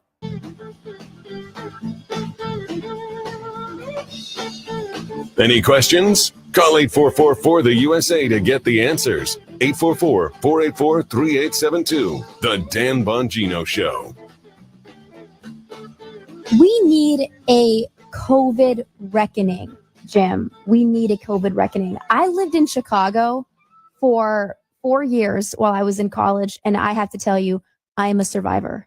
I survived COVID in one of the worst places to live during the COVID pandemic. The rules were insane. If you were unvaccinated, Jim, you could not go to a restaurant. You couldn't go to the movie theater. I was in college at the time. I almost got expelled for refusing the COVID vaccine. The stories that I can tell you about what happened during COVID, especially on college campuses, it would blow your mind. They had cameras in the hallways watching the students to make sure that they didn't go and visit one another in each other's dorm rooms. It was out of control. And now in the news, we're seeing Dr. Fauci and other COVID experts, a CNN medical expert, come out and say, actually, we made all this up. All of the rules and that we had masking kids, the lockdowns, that was all sort of just fabricated out of thin air. We were making it up as we go along. And I'm mad. I'm really angry about it. As somebody who experienced this, Jim, I mean, the worst of it in Chicago, it is infuriating. The greatest curtailment of civil liberties in the history of our nation. It's time for retribution. Dan did a great job breaking this down, and I think channeling the anger that so many of us had in this post-COVID era. It was tragic that this question had to be asked and that the answer is so obvious, but the sum of it is Fauci is obviously spinning the entire time. Fauci's an expert at the euphemisms game. You think he'd be an expert at things like virology and medicine and stuff, but he's actually better at this verbal sparring than I think people give him credit for. Trust me, that is not a compliment. And if you took it as such, you're not paying attention. So he's up there, and Marjorie Taylor Greene doesn't want to call him doctor. I wouldn't call him doctor either. Why would you call him doctor? I wouldn't call him doctor. He hasn't earned any. You've earned nothing. I owe you nothing, Fauci. I owe Fauci zero. He got paid by me and you an exorbitant amount of money to screw over the American public, manipulate, lie, screw us over, and we're supposed to, listen, there's some decorum here. You're to call him doctor. I'll call him whatever I want. Don't tell me how to talk. So Marjorie Taylor Greene, I want to call him doctor. So was it Raskin? Is this what we've come to? Yeah, it is.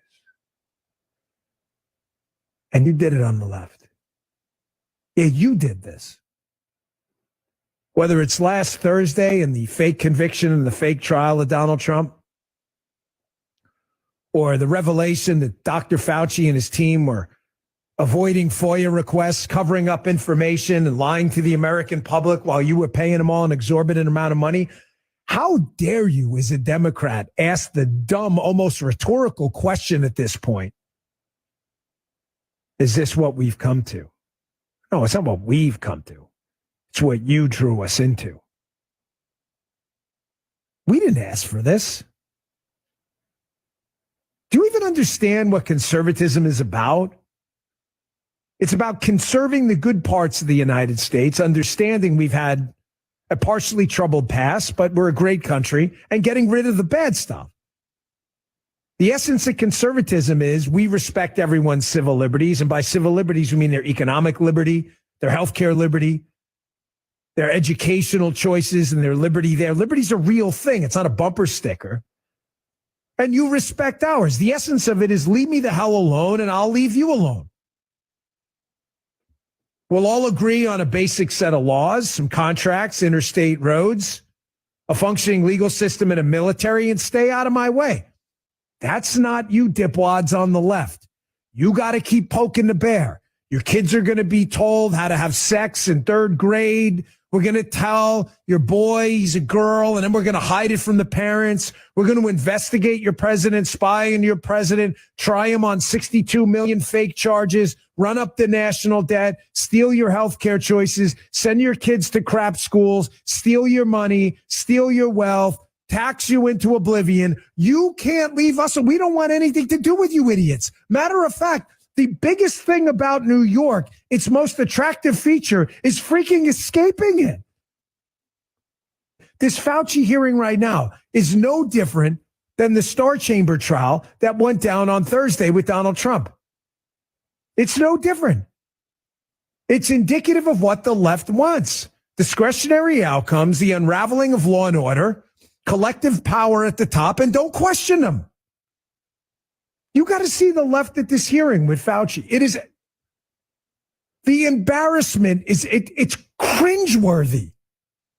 They were asking him about gain of function. You got to hear the word games. The Democrats are like, well, we're not saying that this thing may not have come from a lab. We're just saying there's multiple definitions of the term gain of function, and various definitions could be used to describe the money procedure that made from the NAID, the money go over to the Wuhan lab, and it wasn't exactly the exact 3 codon chain that made it into there. No one asked the question, did we pay an organization working with the Wuhan lab? Yes. Okay, that's it. Shut the pie hole. Soup cooler, shut it. Take the freaking cotton out of your ears, stick it in your mouth. That's the only thing I needed to hear. The Wuhan lab where this thing originated from, everybody knows it. Taxpayer money was laundered there to organizations. Yes or no? Yeah, okay. Shut your mouth. I'm not really interested in anything else. I'm not interested in anything else either. Listen, Jim, we have people telling us all the time in the corporate media and in the name brand school system, right? The Harvards, the political system. Why don't the people trust us anymore? Why don't they have faith in the institutions that we've built anymore? The answer, you lied to us. COVID was the best example of it. You literally lied to us. And the corruption runs deep with COVID, because the reason they lied to us was for Fauci, because his organization funneled funds, taxpayer funds, through EcoHealth Alliance into the Wuhan Institute of Virology that very likely started the pandemic by doing dangerous gain of function research on bats. And he's protecting himself. Yes, that's exactly it. He's totally 100% covering his own ass. It's very frustrating. And what's even more frustrating is this is part of our life that we'll never be able to get back. And you should be angry. I'm angry about it. I'll never forget. You know, you talked about the stuff that you had to go in Chicago, even in Texas here, they had us locked down for a while until Abbott finally said, yeah, this is ridiculous. We're not doing this. I mean, I can remember to the day, what the moment that it hit me. It's like in certain parts of the area that I live, they didn't close down at all. It was like there were some people still honoring restrictions and others that were saying, screw it, we're done. We're not doing that. I remember I was at this one restaurant, Marty B's. My wife and I had gone out to dinner. And this was the first time in forever that we'd gone out, because you couldn't go out because everything was closed, or else you had to pick it up and bring it home. So we went out, and the hostess at the host stand didn't have a mask on. We were like, whoa, check that out. And then you go in and the place was full. It was completely full. So full, had to go get a seat in the bar area because they had a waiting list of people who also, like us, were so tired of all the lockdown nonsense that they wanted to get out. And this was like one of the places that you could go to get out and have a normal life. And I had this smile on my face a mile wide. And my wife was like, I'm like, this is so much fun. And she's like, you know why you were having a good time? Because life is normal again. And I thought about that, and she was exactly right. And not only was she right, but it made me feel bad for people who were in your situation, who were in a place that was still completely locked down and couldn't enjoy basic functions of life again. It was, and I'm so angry that we can't get that back. And how disturbing is that, Jim, that you felt grateful that you were allowed to have a normal human interaction? Wow, thank you so much for allowing me to go to a restaurant or hang out with my friends or see my family on Thanksgiving. Bizarre that we were even conditioned to think that this was abnormal during the pandemic. The heart of all of this, Jim, is thought crimes, right? They had to convince all of us that the COVID pandemic was severe and we're all going to drop dead and that masks works and the vaccines work. And if you didn't believe that, you were guilty of an Orwellian thought crime. Something that happened to me at the University of Chicago, but it happened at a lot of schools across the country, and it's really scary. They had to sign documents. At my school, it was called a COVID attestation. And before I was allowed to attend class, I had to sign my name onto this COVID attestation that said a bunch of things, like I will promise to turn in my classmates and teacher